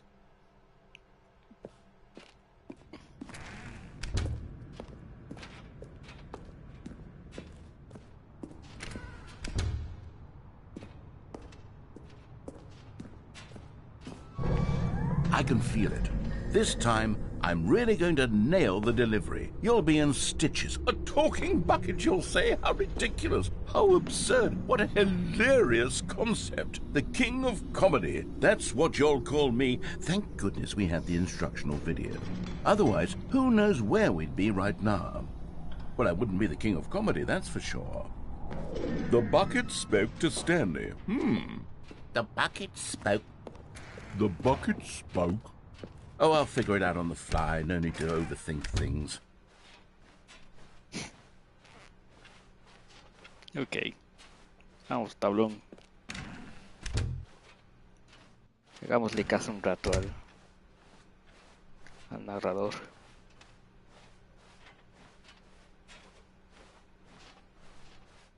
Here we go. You ready? When Stanley and the bucket came to a set of two open doors, they entered the door on the left. No. You were supposed to go through the door on the right, leading back to the phone. Did you not even look at the instructional video? I think this is all covered very clearly. There's no way I can make the comedic timing work now. It's done. The joke is completely done and over. It's all your fault, Stanley. I'm going to be ridiculed in the community of other joke writers. I'm going to be shamed at every one of our meetings from now on. All because you couldn't watch a simple video and take a hint. Are you proud of yourself for bringing me down, Stanley? Are you proud? Sí. Here we go. You ready? When Stanley and the bucket came to a set of 2 open doors, they entered the door on the left.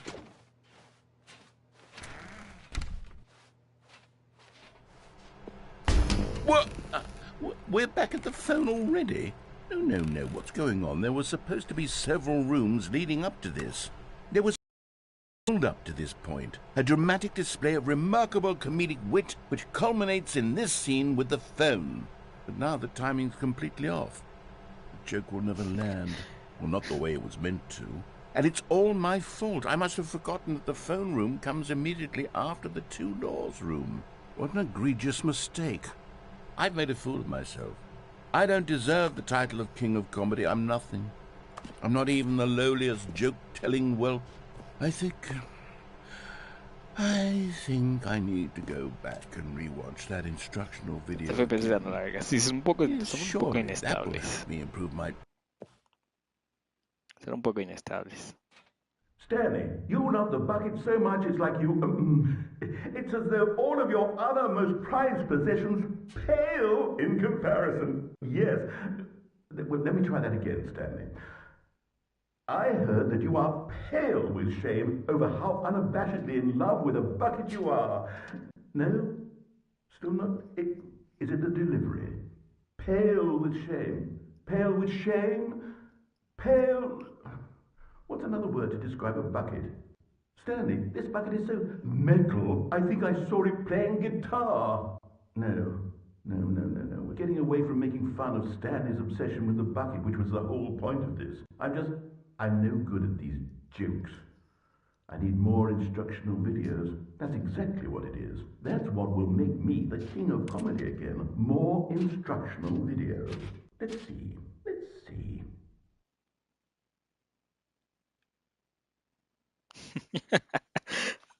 Interesting. Que quiere ser comediante, básicamente. Bueno, sé alguien más que quiera ser comediante y no salió muy bien. Un cierto payaso.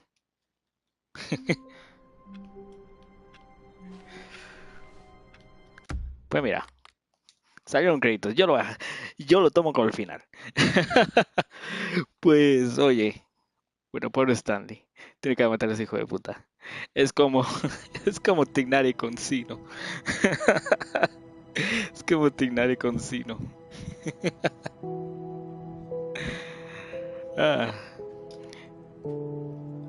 Bueno, yo lo voy a dejar por aquí para tomarlo como el final. Estuvo interesante, ¿eh? Una experiencia interesante.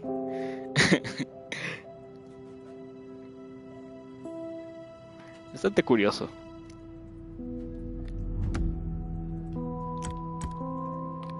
No era exactamente lo que esperaba, pero tampoco era lo que... O sea, no era lo que esperaba, pero tampoco en un mal sentido. Estuvo interesante. Al menos se me hizo interesante.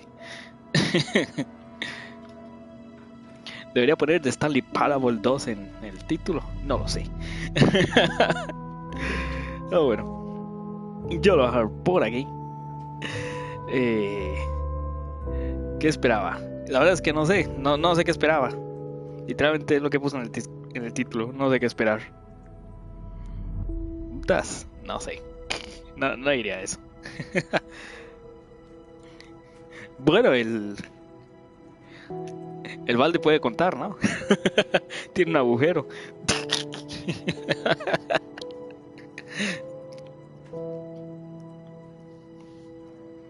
Pues no sé qué esperaba. O sea, sabía más o menos que era un juego así un poco pasillero. Pero poco más. A ver, conocía lo del logro ese, imposible. Ya que estábamos a ver. ¿Qué trofeos tiene esto? Conseguidos. Ni las Las pistas son para eso, ¿no? También. A ver. Trofeo más raro ganado. Completa de Stanley Parable. Termina el juego. Bueno, donde se hay instrucciones, consigue todos los trofeos. Consigue tu primer trofeo. Se otorga cuando recibes cualquiera de los otros trofeos por primera vez. Ese ya. Test Trophy. Please ignore. Test Trophy Description. Replace this. ¿No? Hola de nuevo. Sal del juego y vuelve a empezarlo. No puedes saltar. No, en serio. Desactivamos la opción. Dedicación. Juega de Stanley Parable durante todo un martes. Oye, hoy era martes. ¿Por qué no me diste eso? 8, 8, 8, 8, 8. Muchos 8. Haz clic en la puerta 435 veces. Ey, eso lo puedo conseguir ahora. ¿Cuál era esta? A ver. Haz clic en la puerta 435 veces. ¿Y esa cuál es? ¿Dónde está? ¿Está muy lejos? No sé. Speedrun. Completa Stanley Parable en menos de 4 minutos y 22 segundos, sin contar los tiempos de carga. Haz mundial de la configuración. Configura todas las barras deslizantes del menú. En todos los números posibles. What the fuck? All of his co-workers were gone. What could it mean? Stanley decided to go to the meeting room. Perhaps he had simply missed a memo. Oh, please. Are you really just doing this for the trophy? Sí. Click a door 5 times? Is that all you think a trophy is worth? No. I can't just give these merits away for such little effort. A measly 5 clicks? Now, suppose you were to click the door 20 times. I would say that's the kind of effort that warrants recognition.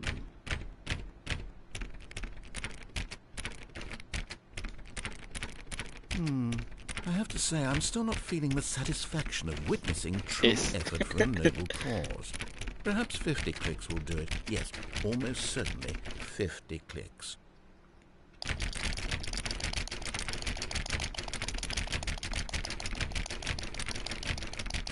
Puede estar así todo el día, narrador. No, I'm still not feeling it. I want this trophy to have meant something. It has to be a true reward for valiant effort. I want to see some hustle, Stanley. I want to see commitment, a willingness to go all the way no matter the cost. Why don't you go put 20 clicks into door number 417? Hijo de tu madre. ¿Qué fue lo que dijo? ¿Qué fue lo que dijo? Que lo hiciera 417. ¿Qué? No.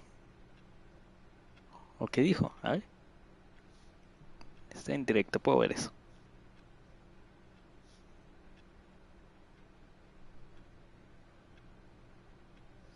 La puerta 417. 20 veces. ¿Y cuál es esa? Creo que quedas la puerta número 417 20 veces. 230 veces. No voy a hacer eso. 420. Esta es. Ok.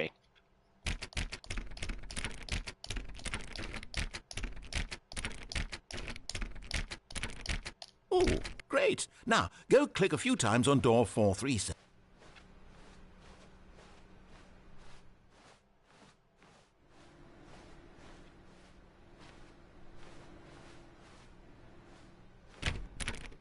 Excellent. I think we're getting somewhere. Now, door 415. Let's give it 10 clicks or so. 415. 15. No, 425 era, ¿no?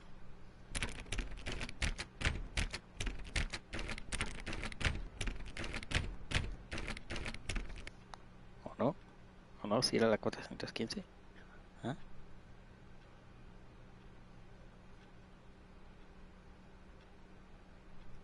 A ver. 415. Ah, bueno. ¿Dónde está eso? 418, 21. Espera. The confusion and the chaos all seemed to melt away as Stanley embraced the bucket. Now back to door number 437.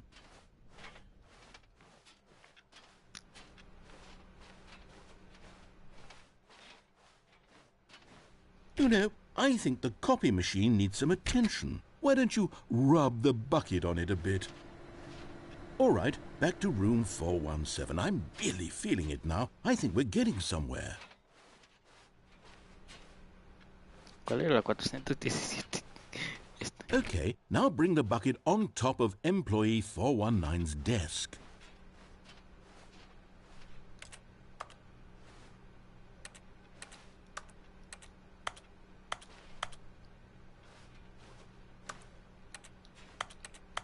Esto es lo que quieres, ¿no?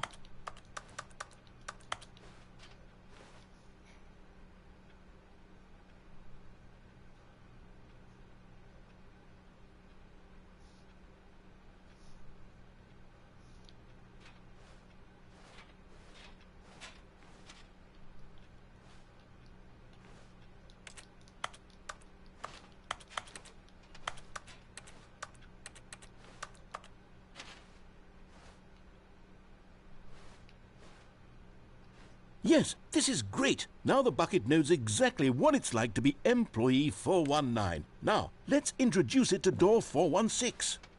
400, es lo que intentaba, pero no me dejó. Puerta 416. We've almost got it. Now make the bucket and the copy machine touch again.